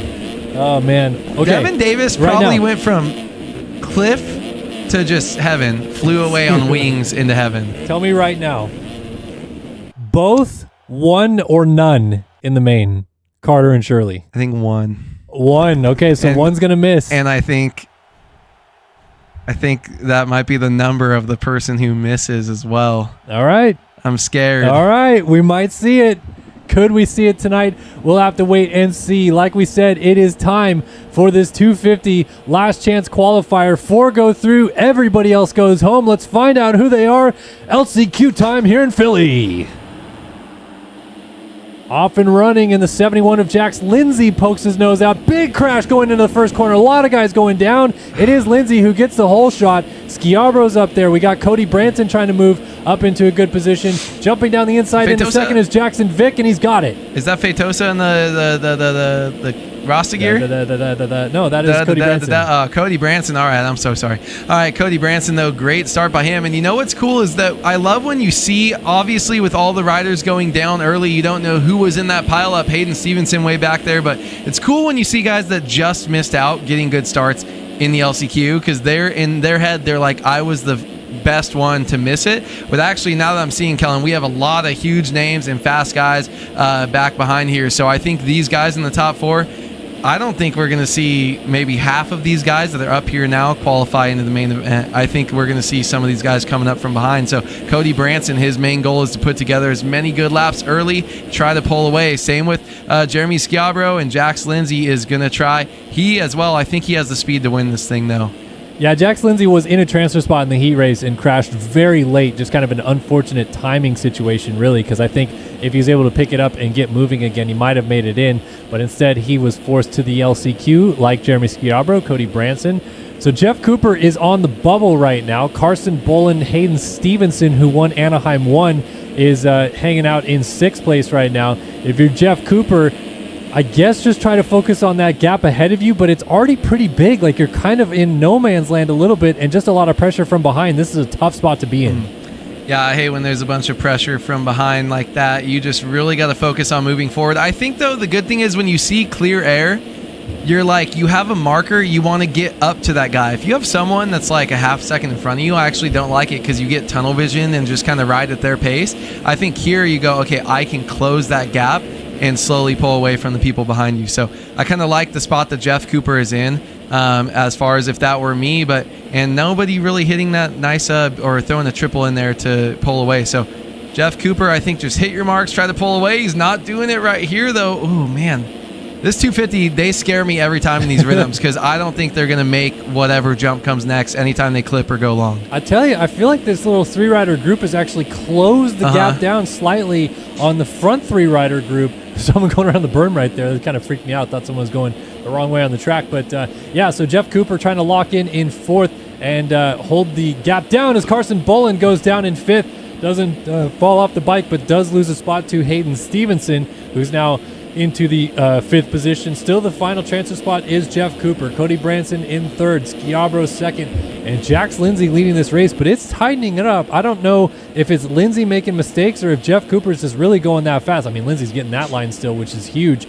But Jeff Cooper is really inched up into this battle, and now he's on Branson trying to get into 3rd. I think it's Cooper going fast. He's riding a beautiful race here, almost as beautiful as Lee Simon in chat. But look at this, making the pass. Woo! Oh, jumping over, almost clips his head. Maybe not going to be able to get the triple. He still sends it. Boner, air, doolies right there. Goes up the inside, though. Hayden Stevenson, race winner from earlier in the year, trying to take advantage of it. I think it was the top 3 slowing down. Look at that move up the inside. Oh, and Schiabro they make was contact. Down. Schiabro was down, so he just picks it up in front of these guys. They're both trying to go for the double, quad, triple line, cutting across. How did they not touch right there as Stevenson makes the pass? But Jeff Cooper stays up. He's still right in the mix of things as he bounces through the whoops a little bit awkwardly. So now Stevenson is on the bubble spot as continuing to lead the race is Jax Lindsay, Branson, Schiabro, and Stevenson in the transfer spots. But seriously, I mean, this is still anyone's race. Look at Jeff Cooper getting that line really good right there. He's trying to double down the inside. He front flips and goes down. Oh, man. It almost looked like he stayed on the bike. I don't know, but yeah, no, he must be down if he was that late. But Cooper, I thought, was the best one, Kellen, and the fastest rider in that group. He caught everyone from way behind with pressure on his tails. I think everyone 4, 5, and 6 was going faster than the front running group, and you kind of see that with the way Stevenson has caught Branson right here and then taking advantage of Schiabro going down. So Stevenson is in a very good spot here. I would look for him to to make it through to the main event here. As long as no big mistakes, you could tell how hard these rhythms are. These guys going almost through the front door. Let's see if Stevenson has a move up the inside. He's going to have the drive. He went for it, and he goes down, so he's going to drop out of transfer spot. Meanwhile, contact in the final corner. João Victor goes through. Carson Bolin slips back to 5th, and the in the chat shines through. The Brazilian flags will be waving as João Victor gets up there. Now, can we see a pass back from Carson Bolin? That was insane how Victor just threw it down the inside. Bolin's off the track. He's got to get it back together here, and João Victor's got some breathing room. Yeah, don't look now. 5 seconds back, but Evmoof is trying to put a run in here to get close to this battle. João Victor, though, he jumps across. No pixie stick, so theoretically that should not be cuts. If you have a track marker like that and you're building the track, you should not, the timing gate should be on the pixie stick or the SpongeBob, whatever immovable object. But those riders are jumping across and cutting that corner, and I'm wondering if that's where maybe some of these guys are getting cuts. That would be bad track building, but it's okay. João Victor, man, that just scares me when he's riding in a transfer spot or chasing one down and you have that happen. But he's looking good right now and has a huge gap behind him. So honestly, I feel like all the pressure is off. 6 seconds to the next rider, so just keep this thing on 2 wheels. You and everyone ahead of you is going in. Yeah, so if you're João Victor, just pretty much the whoops is where your concern is at this point. I don't maybe even double the rhythm sections. He's still going to triple in, triple again, and a little short right there, a little clip here and there. And you got to watch out for Cody Branson still getting wild in front of him as well. But right now, these front four should be safe, barring a complete disaster here in the final few corners. So it is Jax Lindsay who ran away with this one. Going to triple in right there, single into the corner, and rip down off the berm into the whoops one more time. Jax Lindsay bouncing his way through the whoops one final time, takes the win in the last chance qualifier. Jeremy Schiavaro second, Branson third, João Victor good in the whoops. He's through in 4th. He's headed to the East-West Showdown here tonight in Philadelphia.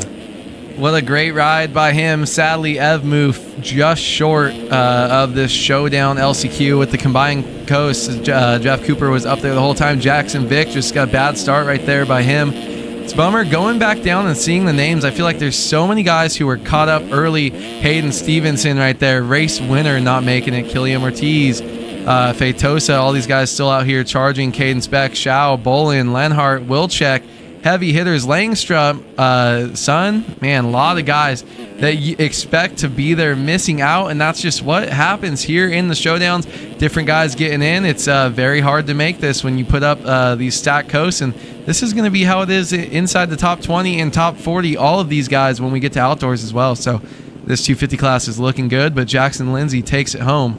And I don't think anything changed up front. Say the same. João okay, Victor. 0.8 second gap, though.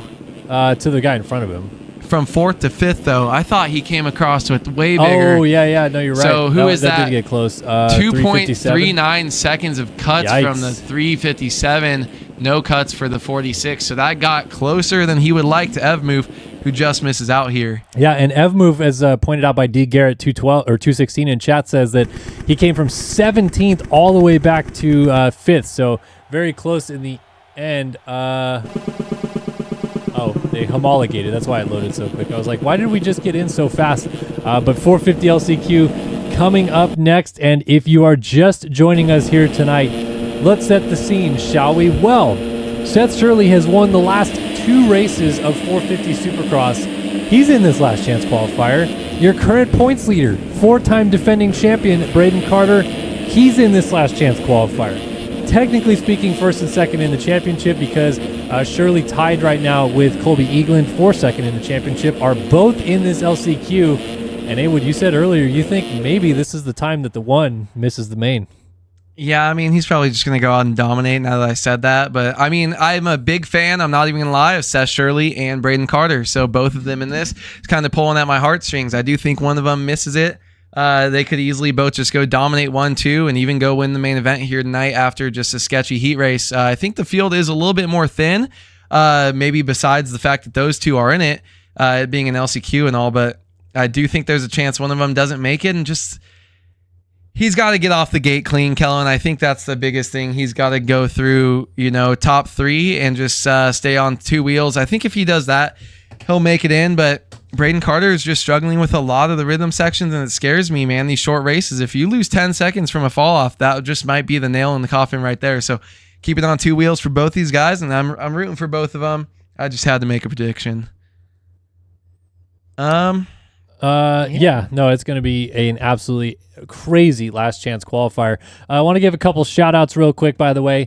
Tharp1X resubbed up for his 6 month on Twitch earlier. We missed that. And also Dominic22B, thank you so much for resubbing up over on Twitch. Be sure to use your guys' Prime subs if you guys have them over on the Twitch side. Greatly appreciate that. Also, we've got a healthy host of people over on the YouTube side tonight. So thanks everyone tuning in. And we just added our 51st new follower over on TikTok tonight. So if you're joining us for the first time on TikTok, thanks so much for tuning in. Hopefully you have enjoyed all of the action so far tonight here for round 13 of MotoOption Supercross in MX Simulator. Be sure to follow along for all the other fun stuff we have got over on our TikTok, but definitely follow along for what the heck is about to happen in this last chance qualifier. If you're Braden Carter and you're Seth Shirley, definitely if you're Braden Carter, you got to be sweating right now. The start is going to be critical here in about 30 seconds. Yeah, I mean, that's all you're thinking about, I think, for both of these guys. I mean, there's so many other guys on this gate that are good starters here, though, and other guys that are trying to play spoiler. It's awesome if you can beat one of these guys and be the reason they don't make the main event, Kellen. It's all comes down to this first 3 or 4 seconds of this race, and I think all eyes have to be on them. We got to get on the number one of Braden Carter and see what happens. Very inside gate. I don't like the angle, but it is the shortest way to the corner. Well, he's trying to play it safe here, I think, and let all the chaos push wide. Maybe he gets a good start. This is get in or get out time for Braden Carter. Here we go, off the gate here in Philadelphia. Pretty good jump, but he's got some guys trying to shut the door on him. Door shuts, and he gets pushed a little bit wide. He's going to be about mid-pack. Some guys going down in front of him. He's down as well. He's laying sideways. I'm trying to see if I see the 44 machine. I think I did see him actually back there, at least one of the JIBR.co rides. I don't know if it was Lang. No, I thought Lang made it in earlier, so Carter's buried Shirley a little 13th. bit right now. And yes, Shirley in 13th, so Carter's got some work to do. We'll stick with him. He's in 10th. Oh, man. Yeah, I mean, we're going to be able to watch a first-person breakdown of how he picks his way apart early in these first laps. That's 3 riders he passed in one corner, so that is a gift by him. Can't go outside of this rider here. Everyone's pushing to the berm. Right behind the number 29 machine, he gets the triple on, has to hop off, land in that pocket. Doesn't get it clean, but still gets that triple cleanly. And so he's slowly surviving the parts of the track. And here's his strength, the whoop section. Not close enough or trying to push it too much. I like the way he's doing it. One more spot he gains. So he can see every single person in front of him. There's 5 guys to the lead and 5 of them all right in his view. So I think he's taking a huge breath of relief right here and just trying to slow his heart rate down and keep picking off passes when they come to him. Yeah, got to be careful, though, because some of these guys might push him off the track or maybe get in his way as he's trying to go by. He gets into 5th, but then misses the rhythm section, so loses that spot right back. Nice quad right there in the middle to pull it back, but still in the 6th spot, slides out on the inside right there, and then cases the Supercross triple just a little bit. So actually, let's go off board with him for just a second here. He's got pressure right behind him as Shirley is in 10th right now. So 10th place for Shirley. He's 11 seconds off the lead, and he has got to lock in from back there. But Carter's still sitting in a pretty precarious spot here because he's not in, and he's got pressure from behind. He's got to try to make some quick passes. Might get it done down the inside here. Nice pass right there to get the job done into 5th place. Look at how close it is up here. And is that... Oh, that's Alec Horn, who was in the chaos earlier in the heat race, putting some lap traffic down. He's going to go defensive on the inside, but this is Carter's opportunity to try to get through because Horn's not going to get the preferred line. Oh, he kind of wheel taps his way through, and it kind of works. I can't believe that actually somehow worked, and Carter's shooting by into 4th. Ryder goes down in front of him. Carter goes down. He hits Horn, and he's off the bike on the side of the track. Look at how many riders are going to go by. And remember, this is a short race. Shirley also went by as Horn gets back on the track now in front of Carter. More riders coming back on as Carter jumps in front of Ethan Parks right there. He is in 10th. He's got to get 6 more positions. Meanwhile, Shirley went by. He's in 8th, I believe. So where are we at right now? Let's figure this out. Deering leads the race. Bob Joe 2nd. Sonny Spicer 3rd. And Race Coble in 4th right now, with Bodie Parker in 5th right behind him. Cocroft, Max Crank, And then we got Seth Shirley closing up the gap right there as well. Carter goes to work, though. Let's see what the number 1 machine can do. Yeah, I mean, look how many passes Carter was able to get right there, how close he is able to get to not only Shirley, but Alec Horn, who has seemingly been part of every mess in the 450 class that we've seen here tonight. Braden Carter's hoping to do the same thing and get that triple cleanly right by him. Going down again, almost live flashes before his eyes one more time. Now it's Braden Carter and Seth Shirley head-to-head, both out of a transfer spot by a long shot, 8th and 9th place here on the track that we're watching. And they're honestly, I think their best bet is to just not even focus on each other, just put down some heaters back to back. And you don't need to take anyone out or do anything. Both of you are just trying to gain track position. So I honestly think that if they do get side by side of each other, it's going to be a very clean pass. Carter made a small mistake, jumping into that corner, tucks his front and slides out. So Seth Shirley is going to be pull a little bit closer, and look how close the battle is. So he's going to not only have to catch them, but maybe hope some of them go down, because it's hard to pass so many guys like that so close. Yeah, I don't know. I mean, someone's got to go down here. This is way too close for comfort as Race Coble comes up a little bit short. Parker down the inside gets into 3rd, and Coble goes back to 4th. Or excuse me, that's Sonny Spicer. That's Race Coble right behind him. Now he jumps by into, the 4th and final transfer spot. So these are the transfer spots changing hands right now. And look at again, Spicer thinking inside, goes for it, and almost tees him up, gets him into the tunnel, I think, for a second. And then Cocroft goes by, as does Blake O'Brien, Max Crank right there. So this is still Race Coble's position for the time being. That probably helped out the case a little bit for Shirley and Carter to get closer. As these guys continue to battle, they might take each other out and allow them to get into the fray here. 100%. Every 10th of a second that these guys lose here by battling is helping out the riders behind them, and having these three so close. I feel like if you get a block pass or anything, or riders going down into each other like we almost just saw hitting over the tunnel jump, is just a gift to the from the gods to the guys behind them. We were trying to make up time. We can't even watch that because this battle for the transfer here is so good. We just gotta hope that they're still pushing back there. Race is holding on to it though, getting these rhythm sections cleanly. We lost one rider there. That was Max Crank, I think, that maybe went down there. Ooh, a rider missing the triple. That's Body Parker. Goes straight to the outside to defend. Another mistake right there from behind by Brandon Cocroft, so he's gonna lose some spot. Let's maybe push back. Braden Carter is right there, and no sign of Seth Shirley. Yeah, Shirley went down, it sounds like, and is back in 9th, so he's going to need a lot of help. Meanwhile, Carter still needs some help because these guys are in right now. I think Parker, in the final transfer spot. This is white flag coming up. This is now it for Braden Carter. White flag in the air. He's got to get 2 more positions and try to make his way through. Triples in right there over the tunnel jump clean. Now he's got to get this double clean. Hope one of these guys makes a mistake. Oh, Carter almost kissing the top block. So hard, still goes for the triple, still gets it, still triples into this corner. But this doesn't matter to get this one spot. He's got to get 2 of them. He's going to get a freebie, a couple of freebies as some mistakes are being made right here. Bodie Parker triples down the inside to block him. Carter still in 6th. We got dualies being thrown in front of him. These guys are trying to get the transfer spot, and Carter's just like, please give me one of them. Down the start straight we go. Flying into this sweeping corner. Something's about to happen right here as we triple into this rhythm section. Off. Triple again. Someone up the inside. I can't tell who that is. I think it's Cocroft. And he gets into Bodie Parker. Does he try to go for the pass on Cocroft? Into the final corner. Send. Carter's going for it. Full send. Gets into Cocroft, but he's down. No one's close enough. Carter picks it up and gets 4th. He's into the main event. What the heck? Wow. And Blake O'Brien was 2 tenths down at the end. We'll have to see if cuts change this. Seth Shirley is definitely out, but Carter might be in. Oh my goodness. Who was down? I thought he was still going to be 1 short after that. No, someone was not close enough in the whoops, and he put O'Brien, I think it was, over the berm. But we have to see penalties here. There's still 2 guys to finish, and we'll see if the penalties get him in or not. He only has 2.25 seconds to play with over 5th place. If Braden has any cuts right there, that could be the change.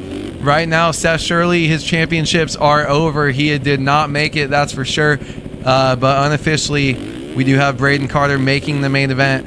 One guy still got to finish. He's waiting in the last corner. And Carter is in. Wow. He survives in 4th. He will have 22nd gate pick in the main event, but he's in. Wow, what a change of events. Holy cow. I can't believe that. Shout out K Pierce 172 on Twitch with the Prime sub right in the middle of all this chaos. And Braden Carter, by the skin of his teeth, made it into the night or to the main event here in Philadelphia. So I thought Cocroft he was in 6th. Someone got pushed over the berm before the whoops. Yep. On the green gear. So O'Brien pushed Cocroft over the berm, and then Carter goes down the inside and puts O'Brien over the berm in the next corner. See, I thought he hit him and he rode it out, and I thought the way that first-person camera was showing it, I thought that was instantly it was over. I thought that meant it was 5th. I had no idea that he was able to ride. Oh my God. And then Seth Shirley got to pour one out for that man right there who won the last 2 races and is not even in the main event in Philadelphia. What an insane twist to his fate here trying to get this championship back. And to be honest, that Eagland's got to be freaking pissed. Well, Eagland would have been the championship leader if he won. I mean, that ride right there may have just saved Braden Carter this championship. Yeah, it really might have. I think you're going to see a 5-peat from Braden now just because that ride alone. I'm going to go pee. All right. Grab another beer. Would you like one? No, I am all good, sir. Thank you. But yeah, 250 main coming up next here, live on Start Your Systems TV. Hopefully you guys have enjoyed the show so far, man. It has been unreal what this has done. And yeah, so if you're Eagland, you've had a decent night. Braden Carter's had a hellaciously bad night, but somehow it always turns out to end up in the main event that Carter gets the position back on Eagland, and he might do it again. Eagland 24 points back in the championship, trying to close that gap down. But obviously for Seth Shirley, that's probably the end of the road for his championship. And insane change of events, the way that it goes and all this kind of stuff. Man, crazy. All right, 250 main coming up next. This is the East-West Showdown, the second of 3 East-West Showdowns this year. Let's take you guys through who's going to the line, shall we? Tom Quinault, Dylan Delaire, Joey Carter, Jake Spieth, Johnny Padani, Zhao Victor, Emmanuel Cepeda, Timmy Briscoe, Jared Gummison, Cash Woods, Cody Branson, Ben Kafa, Rogan McIntosh, Braden Tharp, Evan Holt, Dalton Caudill, Wyatt Grant, Jeremy Schiavro, Cade Matherly, Jackson Lindsay, Ben Nerona, and Maverick Snyder. And a refresher for those of you just tuning in here tonight, East-West Showdown, your current points leaders, East, Cade Matherly, West, Braden Tharp. But the first East-West Showdown that we had at Indianapolis this year was won by Jake Spieth. So Jake Spieth won. Here's your championship leaders, actually showing off their red plates to us very nicely. The 23 West Coast points leader of Braden Tharp, and the number 25 East Coast points leader of Cade Matherly. As much as they look like they're on the same team, it is a Twizy KTM and a District Designs KTM between the two of them. And then, like I mentioned, Jake Spieth, this man right here, won in Indianapolis, the first East-West Showdown of the year. But last time out for the West boys, it was Cash Woods picking up the win, and your points leader in the East, Cade Matherly, picking up the win last time out in Foxborough. So here we go, folks. 15 minutes plus a lap, ready to drop the gate here on the Showdown, the second of 3 showdowns here for the 2025 season of MotoOption Supercross. The 250 classes are combined. Let's see them race. Here we go. Oh, a few guys hit the gate, and one of them was Jake Spieth. Into the first corner. Looks like Quinault on the 17's got the inside line. Tom Quinault rips the RaceFactoryGaming.com whole shot. The RBT Suzuki's out front. Padani second, getting passed up. Whoa, someone got absolutely sent over the berm, and a ton of guys are down in turn 2 as out front, change for the lead. Wyatt Grant goes to the front over Padani.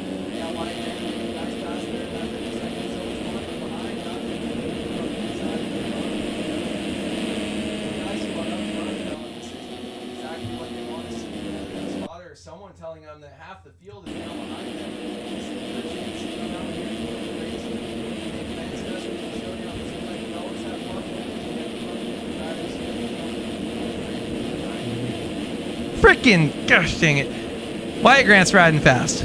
Yeah, that was a crazy opening lap here of the Showdown. Johnny Padani second, Quinault third, McIntosh fourth, Schiavro fifth.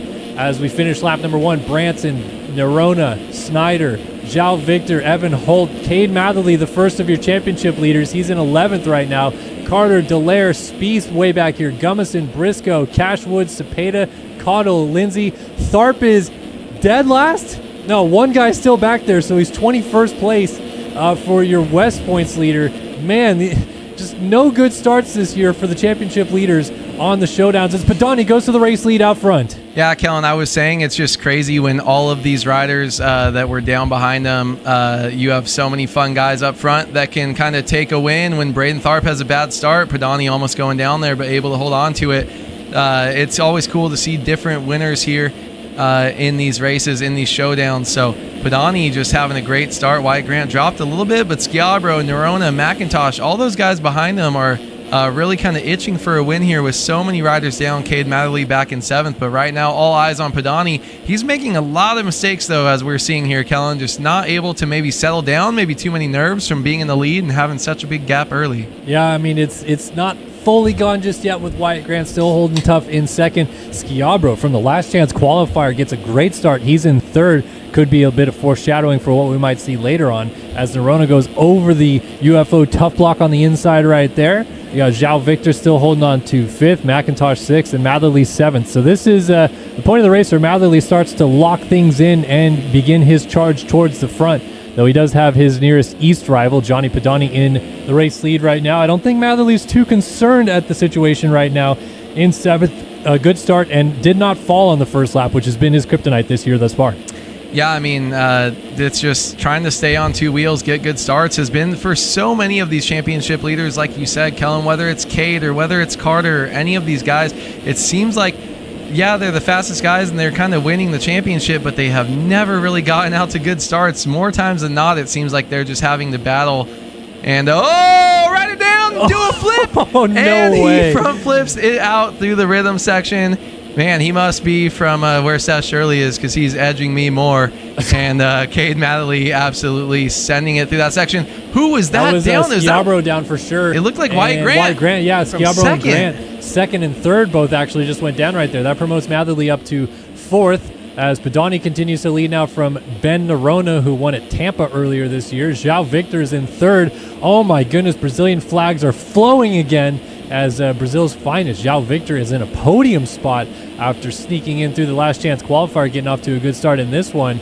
And Ben Nerona sitting good in 2nd place right now. But man, this is pretty east heavy right now. We haven't seen a lot of the West guys really showing their face out front. And maybe just goes to show how dominant that Tharp has been against some guys that really have not been able to do a lot of damage. Yeah, I mean, when you have one guy that's just kind of going out there and winning all the races, so many of the other guys, I feel like it's just inconsistency, right?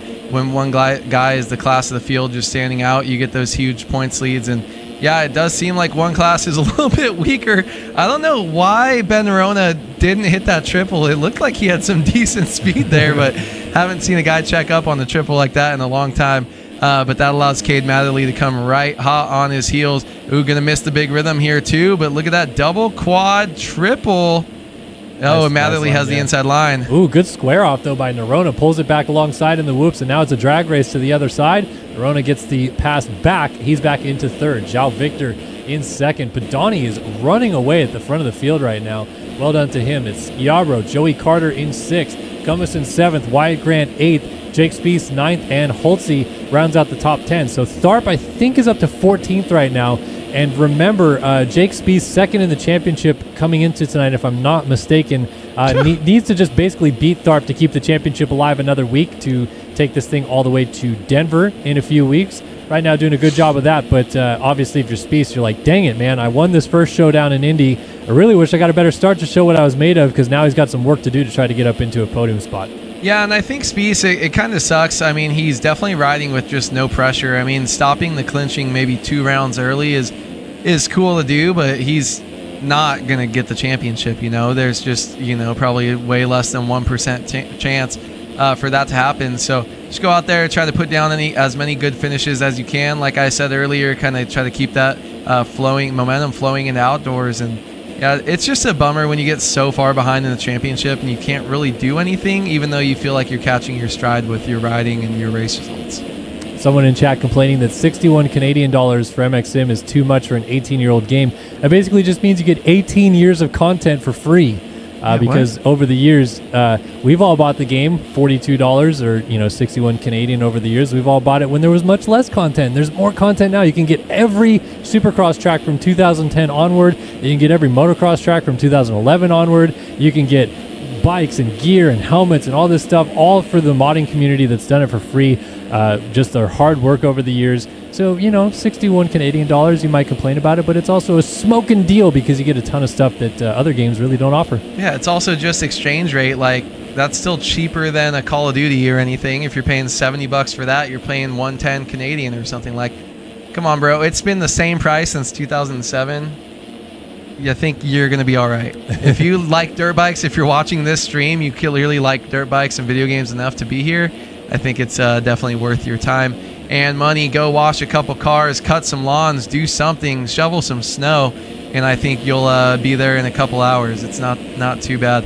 Johnny Pedani, though, just absolutely shoveling this field a grave because he is dominating João Victor. I was wondering where you're going with that. Me too, dude. Shoveling this field a grave is insane. Dude, we're just João Victor making his own grave right there.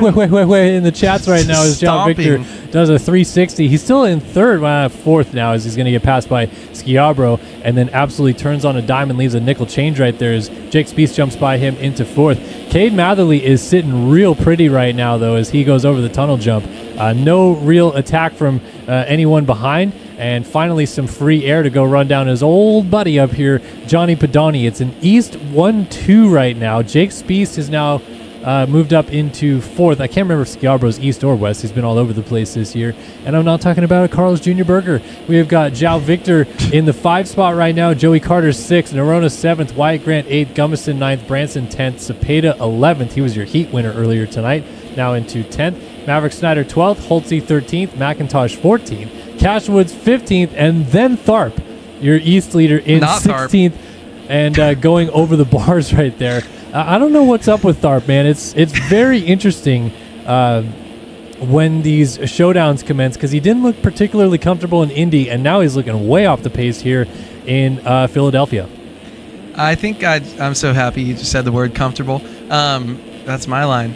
Braden Tharp, I think it's just not caring. I mean, early on he had a big lead in the championship from that, or maybe it is a little mixture of that and then also maybe some pressure, but like that doesn't make sense because if he doesn't care he wouldn't have pressure.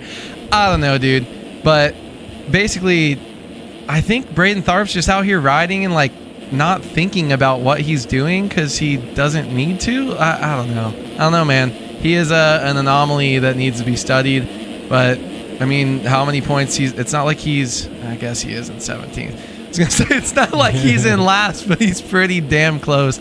I don't know. He's still going to be fine in the championship, and he might just clinch one round early with the way that things have been going. So Tharp is just cruising now, just trying to pick up whatever points that he can.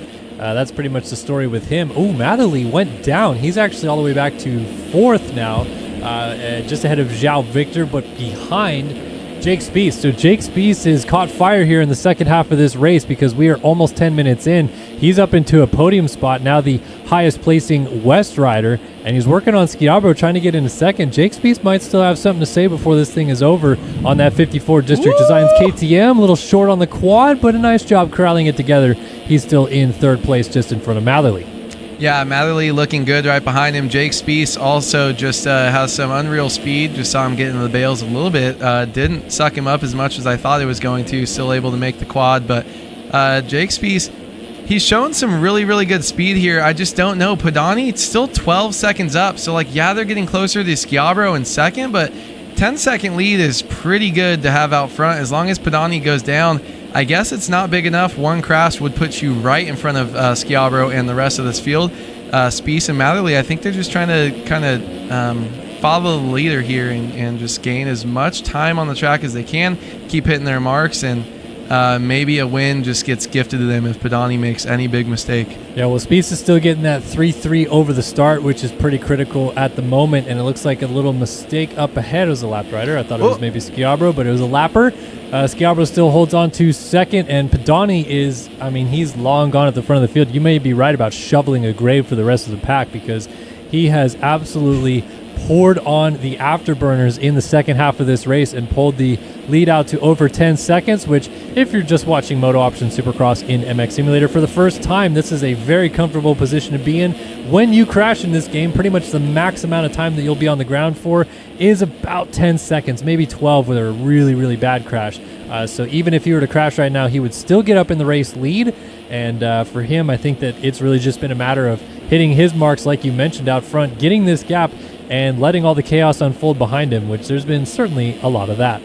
Yeah, we always say 8 to 12 seconds, or at least I do, because, I mean, I've thousands and thousands of hours in racing it. Those 12 seconds, though, are going to be when you're kind of cartwheeling through a rhythm section, because the timer kind of starts once you stop kind of tumbling. So if you're tumbling and cartwheeling, and then maybe you're stuck backwards or up on a berm, that's when you can get 12, sometimes even more fall-offs, but 10 is kind of the buffer that you want. If you want more than 10, everything above 10 starts to feel good. If you're at 10, you're like, dude, I can clip this rhythm section, go down, and I'm now in second. So Padani, every time we kind of see the gaps at the top of the screen or talk about them, that's kind of what these guys are looking for. But right now, he is just absolutely cruising from start to finish. He's trying to take this thing. Only 2.5 minutes plus a lap to go for him to take this thing home. And yeah, his gap is 10.9 seconds. Spieth is past Giabro. Cade, though, still way far back, another 6 seconds from second. So this thing might be a Spieth-Padani battle only if anything happens. But right now, Padani is running away with this. All right, so Padani looking at the final 2 minutes and a lap of this race coming up. Spieth still just trying to keep it close just in case things get a little bit wild. João Victor, he's actually got some eyes focused up on Cade Matherly trying to get into fourth place late in this race. So Matherly, as we mentioned, still looking pretty good championship-wise. Even with Padani winning this race, he's not going to lose too many championship points in the end of it with the grand scheme of things. But now João Victor just made a huge mistake. Padani gets away. Here's a good battle between Cody Branson and Joey Carter. A couple of guys with some real colorful kits on a very frequent occasion. And Joey Carter probably would have liked to battle for the win like he did in Seattle, but I think he'll take a showdown result like this, trying to get up into a sixth place position here at the end of this. Good charge all the way through, and opposite dualies over the finish line jump. Yeah. This is a lot of epilepsy in one shot right now, I'll tell you that. Yeah, I mean, hopefully everyone who's watching this is stone cold sober. Oh my God, Joey Carter. Hold on to her, bud. He got a little bit of whiskey throttle there. Not sure if he was trying to do something cool, landing the wheelie, but bar humping right there, getting up. Probably knows he's on stream, and we all just saw that for the world to see. Man, Joey Carter's had some. When he goes down hard, Kellen. He does. He doesn't shy away from a good cartwheel or rolling up the windows or two.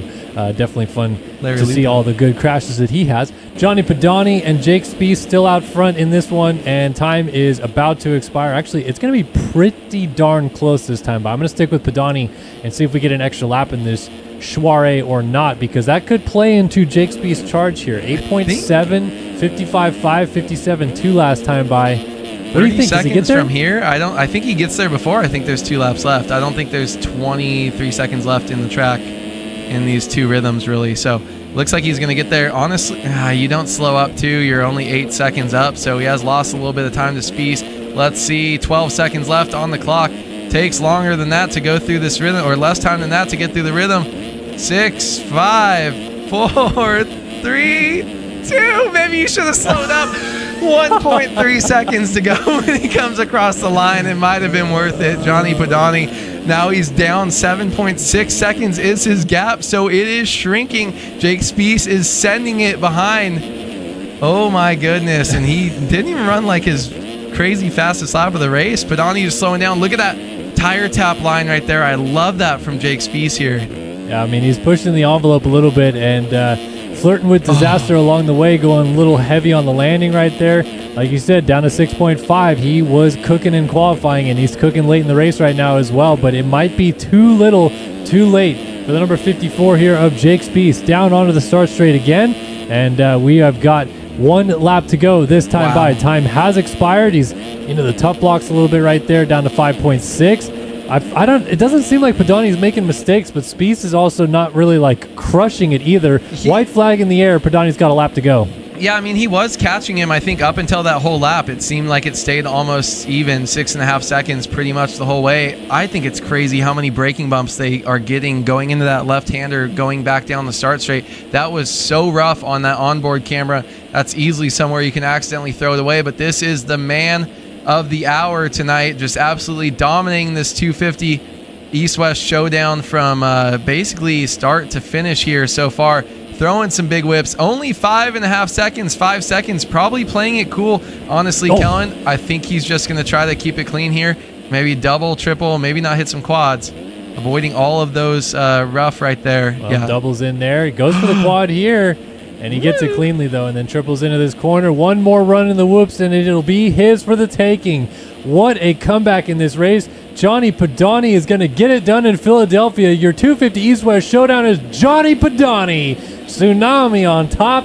Jake Spieth 2.9 down at the flag. So close. And Matherly does indeed get back into a podium spot, so only loses those 5 points to Padani on a night that it definitely could have been a little bit worse with how Padani rode. João Victor puts Brazil P4 with a nice ride on the 357, and Schiabro rounds out the top 5. Tharp gets all the way back to 6th. Insane charge for Braden Tharp. It'll not be a championship clinch tonight for the 23, but a good ride nonetheless. And your 2 red plate holders end up top 6 in the end of this. Yeah, I mean, dude, how? I can't believe he got back that far. That's actually insane, because just recently it felt like he was in 17th place. So to 6th is it great for him, but I mean, he probably would have been fine with this points lead if he was in 17th place. You also only have half the guys really gaining on you, so man, I wonder if there was cuts. There seems like there's a lot of cuts on this track tonight specifically, and a lot of red up there on the screen, but top 6 at least stayed the same, so Padani still gets the win by 2.9, and Joey Carter ends up 7th. He was 7th, 8th for Cash Woods. He was 8th, and 9th for Wyatt Grant. He was 9th, 10th for Ben Nerona, and actually no, he gets 11th, so 10th ends up going to Evan Holt. One change in the top 10.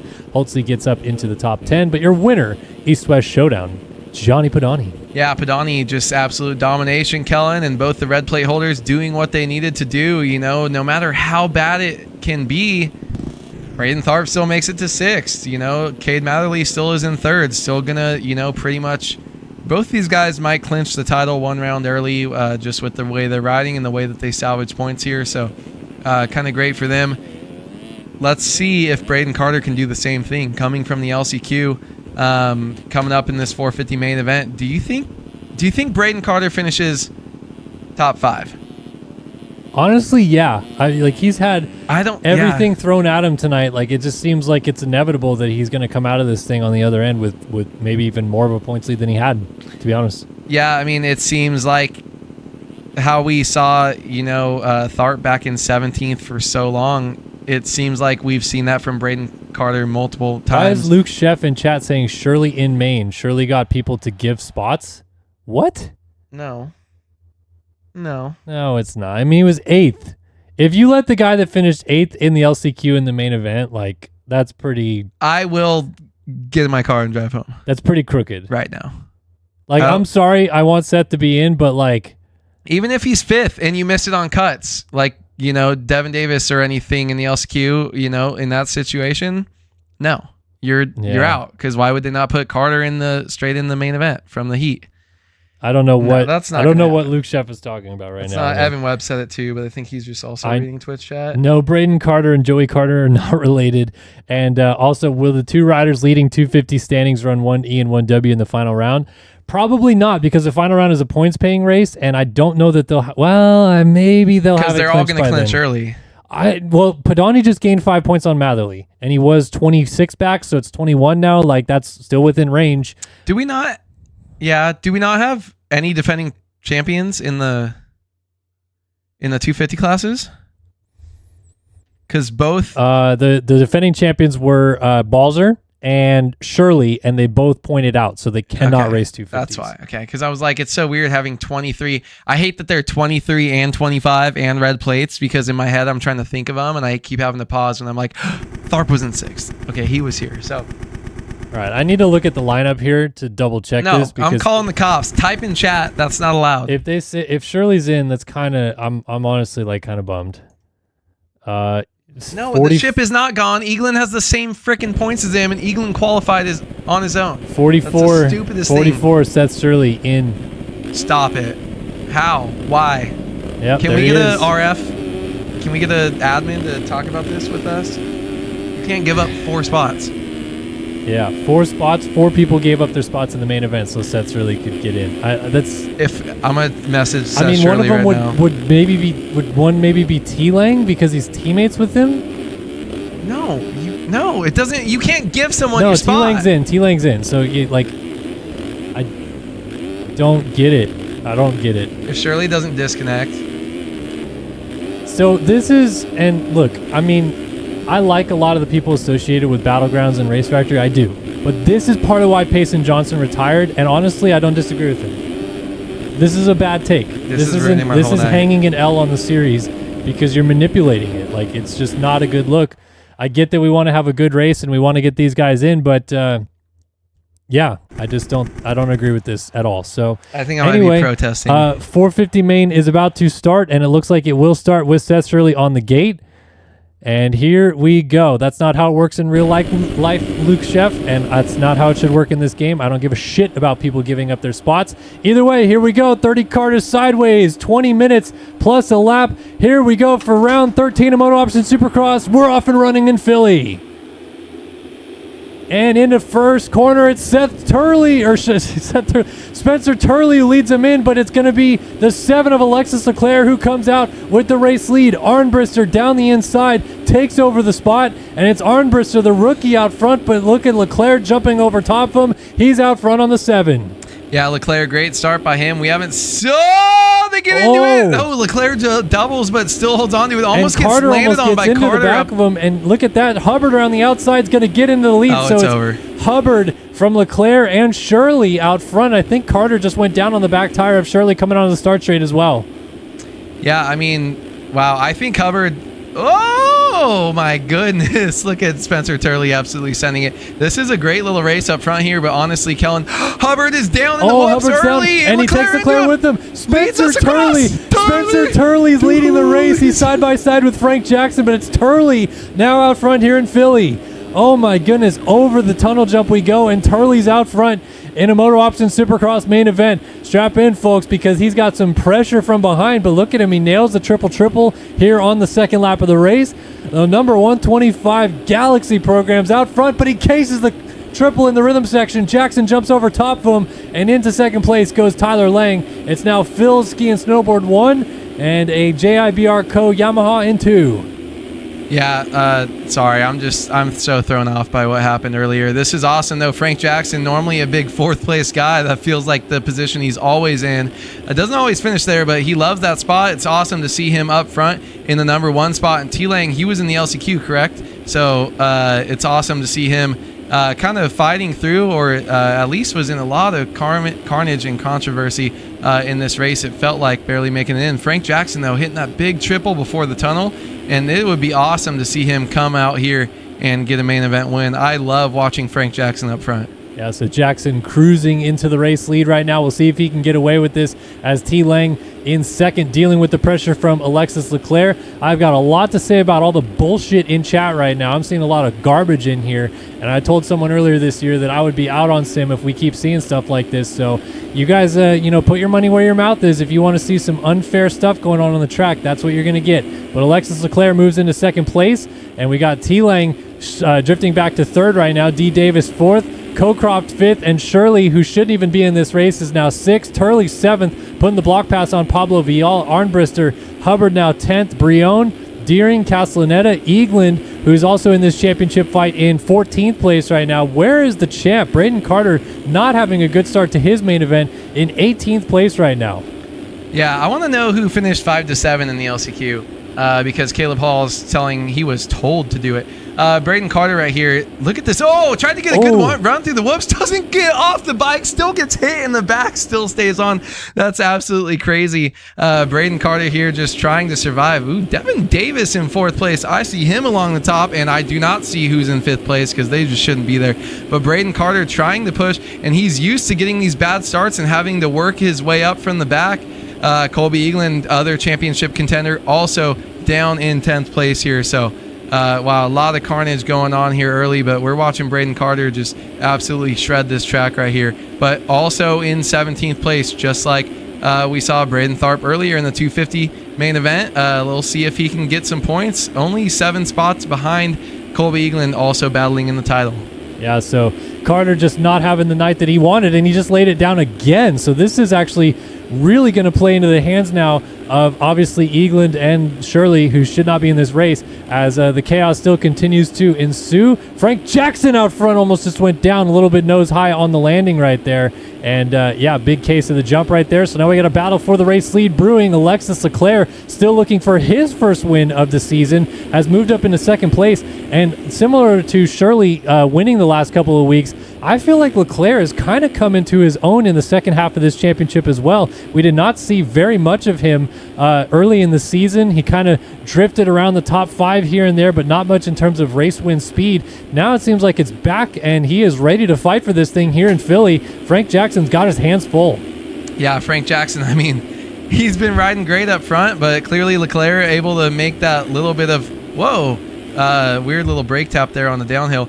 Clearly he's had the speed to catch up to the rear tire, and Frank Jackson, it is so scary. I would say more so than Braden Carter, knowing Alexis Leclerc is right on your ass is one of the more nerve-wracking things. Not only does he have the insane speed, the big lines, he's just such a legend that's been around this game for so long, and I feel like who just came down through the tunnel? Ryder falls off the side of the tunnel. Where did he go? I wonder if he disconnected, or I don't think he fell off. Maybe he just got off that quick, but or did his game crash, and that's why he appered to go through the tunnel or something? That was pretty funny. That's right so there. random. That's my goodness. It's like a donkey video watching some crazy glitches in a game. Alexis Leclerc still chasing, but Frank Jackson pulling slightly away. But a fun and heated battle here up front. Leclerc just trying to pressure Frank Jackson, but they're pretty even from where they were last time around. All right, so Leclerc and Jackson still going at it for the race lead out front. We are almost 6 minutes into this race of a 20-minute plus 1 lap race, and a mistake for Jackson. Leclerc jumps on his back, and Jackson and Leclerc are both down. Leclerc stays up. He somehow did not fall off the bike in that little slide out right there, but now Leclerc goes to the race lead, and Jackson trying to pick it up in second. We'll see Seth Shirley jump by him. Shirley into second place now with this pass as Leclerc tries to run away with the race lead out front, and the chaos ensues behind. Yeah, I'm hoping Lane in chat, I don't want to type it all out. I'm hoping he can figure out who was between transfer positions and there and see if anyone else got in or who gave it up, because I need to know a little bit more about this. I don't even want to call this position on the racetrack, though. But we got some pressure. I see Cocroft in there as well. But, yeah, I don't even know what to say about what we got going on right now. But, man, insane battles, and this is just a weird race, Kellen. Yeah. So anyway, back to the action on track. We got Leclerc, we got Shirley, we got Jackson 1, 2, 3. T-Lang finds his way in 4th, and D. Davis, remember D. Davis barely squeaked in the heat race in that chaotic finish with Braden Carter when Carter initially made it in, and then due to some penalties ended up out. D. Davis made it in. Now he's in a pretty good spot early on in the top 5 as Hubbard tries to battle back from his crash just a few laps ago. He's now in 6th. Eagland is in 8th, and Carter, last time we saw him, was in 12th. He is still there behind B-Lars. So for Carter's sake, he's trying to get as many positions as he possibly can to minimize the damage. And somehow, some way, he might end up catching Eagland again late in this race. But this is so much interesting stuff going on the racetrack right now with D. Davis, Hubbard battling it out, Deering 7th. There is Eagland in 8th. He's just knocking on the door trying to get up inside of the top 5 here soon if he can get to this position where D. Davis is. You got Lang, Shirley back to 3rd as Jackson was able to get back by him. And it's still a 5-second lead for Leclerc, man. He's starting to kind of inch away a little bit. And you and I both know from years of racing with Leclerc, you give him a little bit of a lead like this and he starts going immediately.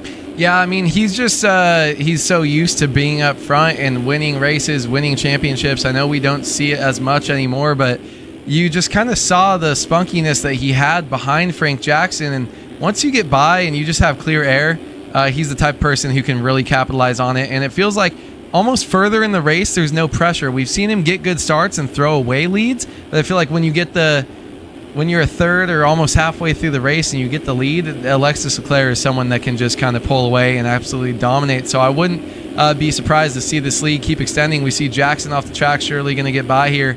Jackson still unofficially second place, even with that pass. Oh, he actually jumps up the inside, gets the big rhythm. That's awesome. Yeah, so Jackson able to get by, Shirley back to third once again, but then Jackson cases this triple again. That rhythm section is giving Frank Jackson way too many problems here tonight, going a little bit long, going a little bit short, ended up falling with Leclerc when he was in the race lead earlier. So, yeah, some chaos for sure. I want to talk about something that I'm seeing on this racetrack, A-Wood. We saw in the 250 main how gnarly deep some of the ruts were getting, especially coming onto the start straight and that sweeper that everyone's taking the same line in.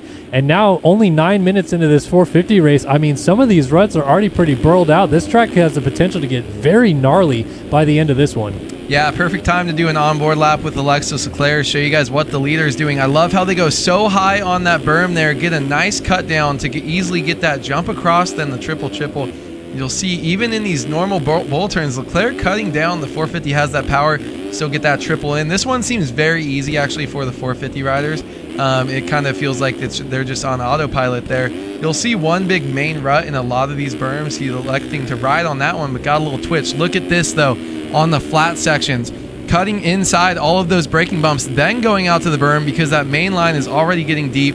Alexis Leclerc is picking apart this racetrack so nicely up front here and just riding it beautifully, cutting out of ruts whenever he needs to. And yeah, Kellen, this track is getting bad fast. We're only 10 minutes in, and this track's going to get way worse as we go on. Leclerc doing a great job of hitting his mark still with all the chaos that this track is presenting. Frank Jackson, Seth Shirley, T-Lang, and Hubbard now into the top 5. Hubbard actually back on the charge again. Like we said, that early fall in the race really did some damage to his potential at maybe winning this thing, but it's not over yet. He's right there on T-Lang's rear fender trying to get up into the 4th position.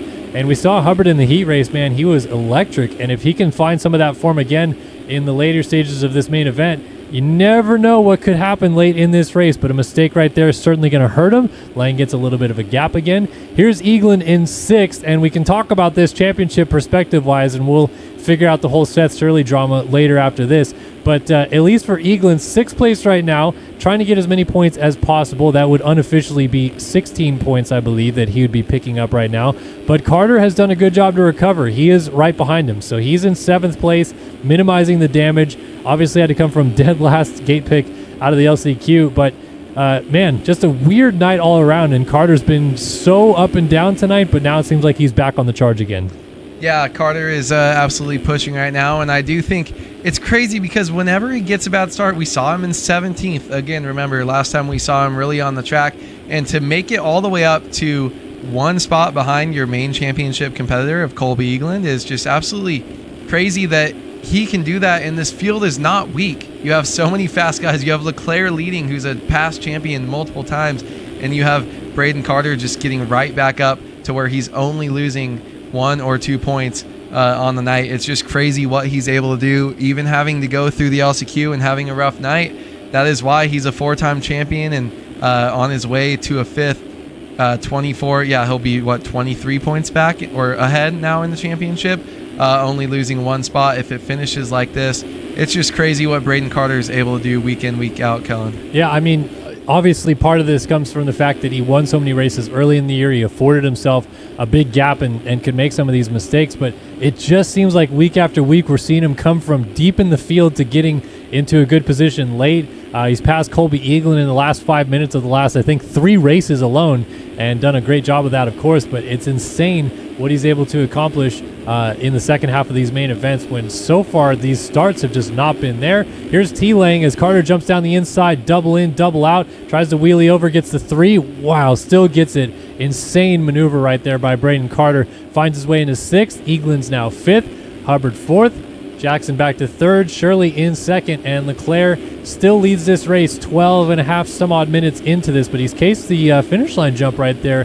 We've got some lap traffic stuff going on right now. Leclerc's got guys either side of him. Xander Brion, who won a heat race earlier, is trying to make a move down the inside, not going to be able to do it. And then who's this up here on the 30? Is that 35? 25 machine or 26. Oh, that's You Race can- I Coble. Oh, can't Leclerc even hung close to up. see that. Leclerc hung up on, oh man, a couple guys going down. There was lap traffic everywhere, and Leclerc's just trying to not get involved. Both guys down, though, that you thought he was trying to get past just perfectly fell in that rhythm section. So now he just got by them, and look at that. So much clear air, probably about 7 or 8 seconds ahead, where he doesn't have to worry about getting into anyone, and you can just see him easily picking his way around this field. Shout out Devin Davis, 16th place. Love to see that for the kid. Alexis Leclerc, though, working his way around traffic, but he's going to keep catching it because I feel like so many of the other guys are struggling with these rhythm sections, and that's one thing that Leclerc has been good at since he started playing the game back in about 2013 is, seat bouncing and getting the biggest lines and step-on, step-offs, and just getting pop out of his suspension and his motorcycle. So that's why you see him kind of nailing so many of these tricky rhythm sections. I think that other people struggle with. He's just so good with his setup. So tripling in here, tripling that still cleanly. Like you mentioned, setup looking pretty dialed right now. Frank Jackson, though, he has been hanging tough this entire main event. And Frank, I don't believe, Lane Burke's in chat. I know he's hanging out because there's so much chaos going on. I don't think Frank has a win yet in his 450 career. So he's trying to get up there and do some damage. We'll see if he can get up there and do something about it. But so we got Jackson, we got Leclerc. This is still the potential for a good race closing down. Shirley, Hubbard, Eagland, and Carter. Carter has almost caught Eagland. Can you imagine if Eagland, again, the last 5 minutes of the race, sees the number one machine go by him? Honestly, what do you do? Do you just uninstall, Alt F4? What do you do? Yeah, he's a little too deep. I feel like he wants to do it for the, for the accolades, for the race wins. He's such a good competitor, and man, you really don't want to see it. But I think Eagland, it's going to break his heart right now, but I think he's going to keep pushing. And man, it would be a bummer so many weeks in a row. It's like when you see Webb passing Sexton or something, getting those last lap passes or tucking your front again. It sucks to have the same thing keep happening, and it's demoralizing. But you got to keep pushing and put your focus more towards outdoors where you're one of the favorites, and Carter's probably not. And just try to keep your head down and stay strong. Little case, or overjump, I should say, crunching that triple right there. And he's kind of grinding along the side of the track a little bit. He's got a lapper just giving him the business right there. I think that's Race Coble on the 26th. And back up front we go. Not a whole lot has changed. Leclerc is still just hitting his marks, but that's a little bit wayward right there. A little nose high, little case right there. Not going to get the rhythm clean. And Frank Jackson's going to see that gap come down a little bit. It was 6.1. By the end of this rhythm section, we're down to sub 5 maybe? Yeah, 4.8 for Frank Jackson. So when he sees that gap go down on the pit board, you get sub 5, you see the gap come down. Maybe it ignites a little bit more flame underneath you here in the final 5 minutes of this race. I don't know. Yeah, I love Frank Jackson, man. Look at this. Can we take a peek at Leclerc's lap time too? Just Leclerc, back and forth. 54.7. Okay, so same lap time, 53.9 is Frank Jackson. So not only is he up here just kind of riding a smooth, clean, consistent race after getting a great start, he's also matching the best lap time of the leader. I'm sure there's guys behind him not in a good position that are sending or have sent just as fast a lap time, but Frank Jackson is absolutely dominating right now. Not winning the race, but it's so awesome to see his consistency and his speed that he has on this track, and the way that he's able to pick apart this racetrack and still hit all these huge technical lines we're seeing so many people struggle with. It's just, it's so cool to see Frank Jackson getting past another lapper there, hitting this quad nice and easy. He's just on rails here. So cool to see that Frank Jackson on this Phil Yamaha still up in second, 17 minutes into the race. Yep, so Jackson just doing what he can to close this gap down and make this a close race by the end of this one for you guys to watch and tune into. But Alexis Leclerc doubles in right here, bounces through the top of the whoops very nicely. Little kick there at the end, and we're down to the final 2.5 minutes left to go. First win of the season potentially for Alexis Leclerc. First win for Frank Jackson as well. And obviously some other faces trying to get up here late in this one. Does Leclerc hold on? I'll ask you that, A-Wood. Seeing what we've seen so far, the little mistakes, lap traffic still in play. It's up in the air, but Leclerc's been able to survive the barrage of attacks so far, at least. Yeah, I think he's fine. I think Leclerc has just been riding so dominant here, and he looks smooth on the track. I don't think it's something that he really needs to worry about getting pressured, and he doesn't seem like he's had any mistakes. We saw him go front and high on that hard double out of the sand one time. So I think Leclerc just kind of is going to be able to ride this thing home, and I hope Frank Jackson can do the same. It's such a great ride by both of these guys up front, and they're really just capitalizing on what happened, in the start, and they're good first laps, and just I think he's got this.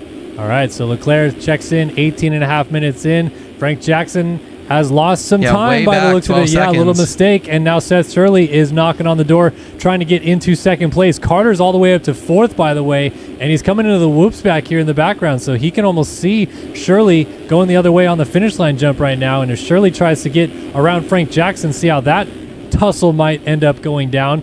You just never know how that could end up going either. So Jackson triple through the rhythm section, and Shirley does the same, and so far pretty status quo between the two of them. The lap traffic definitely could come into play right here as you see a couple guys going off the inside of the track. Jackson trying to scoop by the outside, and these lines, I mean, if you're a lapper, it's tough because you want to stay in the main lines and get good drive, but there is kind of one main line around the whole track right now. There's a lot of huge ruts and bumps pretty much all the way around now. Yeah, it's weird. Oh my god, that rut in that corner goes all the way from when they're entering the braking bumps all the way to the lip of that jump. You really can't hit another line into that section if you wanted to. But I think that's a benefit, a huge benefit for Frank Jackson, as he's actually kind of pulling away a little bit of gap here, is that you don't have to worry about someone really kind of diving up the inside or trying to make a pass, because I do feel like the racing has been good because of the difficulty of the track so far here tonight. But it's oh no, Frank Jackson, hold on to her butt. No, he was kind of wheel tapping the whole way. Case a jump right there, and I think he just lost that spot to Seth Shirley. So Frank Jackson technically third place right now. Braden Carter still 9 seconds off of him, 3 seconds up front. Hopefully Frank can still hold on for a podium, but number 2 in my heart if it finishes like this. Frank Jackson with still an amazing ride here, just had a little bit of pressure, and this track is breaking down hard. You see that huge rut there on that screen. Absolutely insane. I don't know if you want to move forward or back, Kellen, up to the leader. Shirley still has a big gap here, but Leclerc, just domination right here. Just got the white flag, so we're going to watch his last lap as he comes around. Time expired 30 seconds ago, so he's got one lap. Let's see if he slows down. He knows he has a gap over Shirley. If he keeps hitting his marks, 4.5 seconds. I would assume that's going to go down to about 2 if he's kind of taking some easy lines here, not trying to push. Jumping nice and clean over a downed rider. That would have been heartbreaking if he didn't see or hear about that guy. As he's one last time down the start straight into this big rut here. Kellen's second to last rhythm section, triples on here, and he looks like he's going to take it home. Yeah, Alexis Leclerc for the first time this season is going to see the checker flag wave for him as he goes through the whoops on the final lap. Philadelphia, stand up and cheer. Alexis Leclerc is a Supercross winner again as he takes the main event victory. Frank Jackson looks like he'll pick up second. Got around Shirley late. Shirley just edges ahead of, I thought that was Carter right behind him. It is not. It's actually Eagland who ends up in fourth, and Carter drops back to fifth. So in the end, just a couple championship points gained for the two of them. But Carter, what a salvage job tonight. Unbelievable that he barely made it in out of the LCQ, and in the end, he's going home with a fifth place finish tonight and really didn't lose all that many points. No, I mean, that's just the Braden Carter that we've seen maybe the last half of this championship, Kellen. I feel like he's been nowhere near the front, having just a really bad time early on in the race. And, okay. I got scared. I saw it. Never mind. Wrong number. So he does still finish fifth place.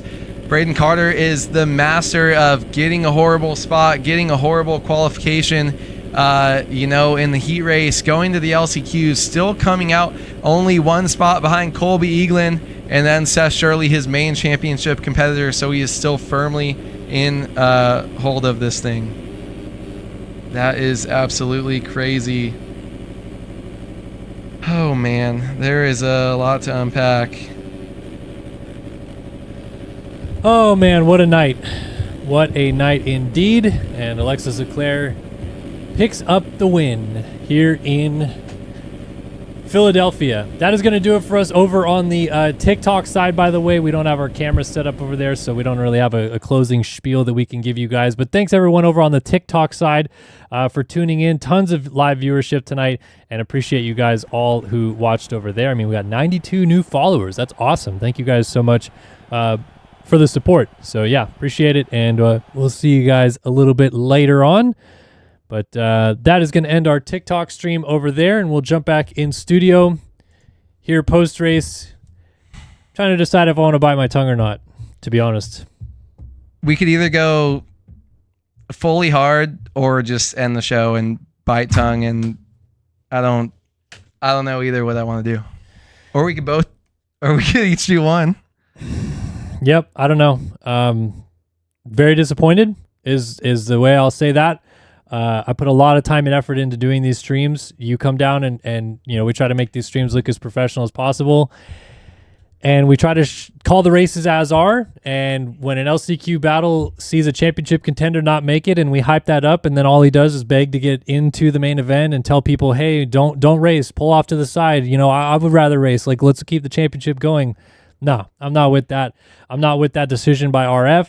I'm not with a lot of decisions by RF of late. It's been very frustrating getting DMs every week about licenses not being approved. And I'm not the one that's in charge of that. I don't get to control that. But the guy that's supposed to be in charge of that ain't even fucking here. So here we are every week with terrible decisions that RF keeps making. And welcome back. So, yep.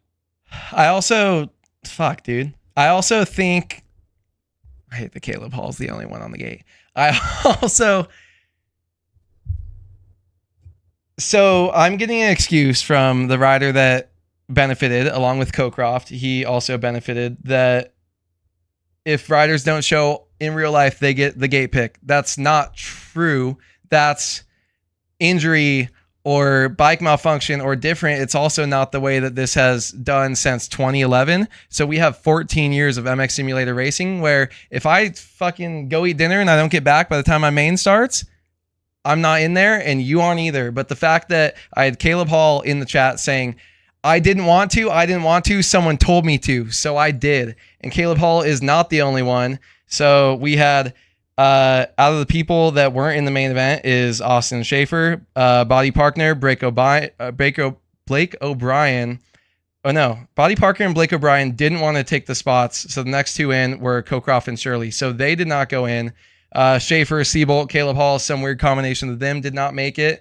I think it's absolutely bullshit. I don't think there should be points awarded. I think that should be, sorry, you missed the main, you're done. Yeah, you got to race it. And thank God you didn't take anyone out or have anything to go into it. But like, not only you doing it every year for 10 plus years, every single race, you never miss one. If you're not here, I do it. I drive an hour and a half almost every single time to get here, do the stream for 3 hours, drive 45 minutes home. You do so much other content, all this stuff. We have no connection, no way to talk to an RF guy, no one to come here and explain this, get on a call, you know, like an AMA guy. It's just bullshit. Well, it fucking sucks. But it's not even about explaining it. They clearly have a rule that they go off of based on what they believe the rule book to actually have, but it's not what the rule is in real life. And even if it was, can you imagine if like, oh, Chase Sexton got 8th in the heat race and KTM goes down and starts handing cash over to riders to be like, hey man, pull the bike back off the gate. We got to have this championship. Like, everyone would complain that's horseshit. Just can't do that. AMA wouldn't let them. Again, like even if you just told riders to go down to the gate and be like, "Hey, Freddie Norn, I know you made the main event, but like Chase Sexton, he's in a championship. Can you back off the gate?" Like, no. I get it. Different stakes at store, but I'm trying to make this series look as good as possible. And again, we devote a lot of time to making the series look good.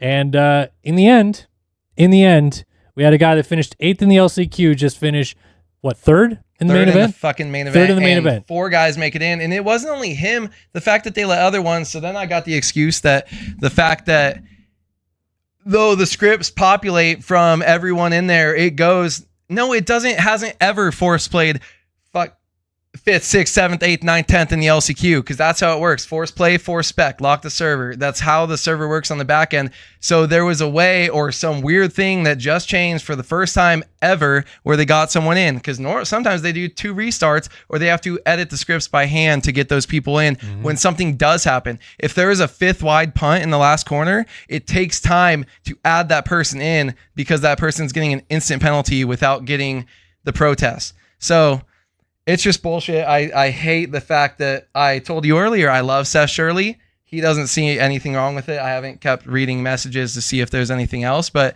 I think it's bullshit. There should be no points. I hate the fact that there's no communication, no nothing, and it's a lot more than just a video game stream. Trust me, all you guys in here. I don't know. I don't ever get mad and it pisses me off when something like this happens. I mean, it's a culmination of a lot of things for me personally, but whatever. I'm not going to just sit here and dwell on it. We move on. We've already seen years and years of this weird shit where, okay, you know what? I'll get on my horse again here a little bit. We just saw a massive ban of people that were key sharing. Huge fucking list. Oh, you could blow that up. I know that's not the only list. I know damn well that's not the only list of people that were key sharing, but you better bet your ass who wasn't banned. And we see this for years and years. And Grant Harlan's racing, but it's on someone else's key, and Russ Chapman's racing for him. And then wait a minute, Jordan Smith is out there, but then it's someone else on his key racing. And then why is Justin Cooper it's all horseshit. There should be such a notable anti-cheat system in the game to make this not the reality. But again, here we are. Fucking 15 years later in this game, and people are still doing it and thinking, oh, it's just a game, man, who cares? But at the end of the day, you have guys out here that, like you and I, for years tried to race fairly and put ourselves on the line and competitively get in and win races, and behind the scenes people are like, I'll run a lap for you, man, no problem. Whole can of worms. I'm not going to really get too much into that, but anyway, that's rounds 13 of MotoOption Supercross. Hopefully you guys enjoyed the race. I am going to go get pissed off after this race to a lot of people about this. I'm going to go home and get hammered in the hot tub. Anyway, thanks guys for tuning in. Big shout out again to everyone that tunes in, all the subs, everyone that watches every week. You guys are the real MVPs, and can't thank you guys enough for all the support. But yeah, that is it for round 13 of MotoOption Supercross. No thanks to the people that run the series tonight. See you guys next week. So long for now.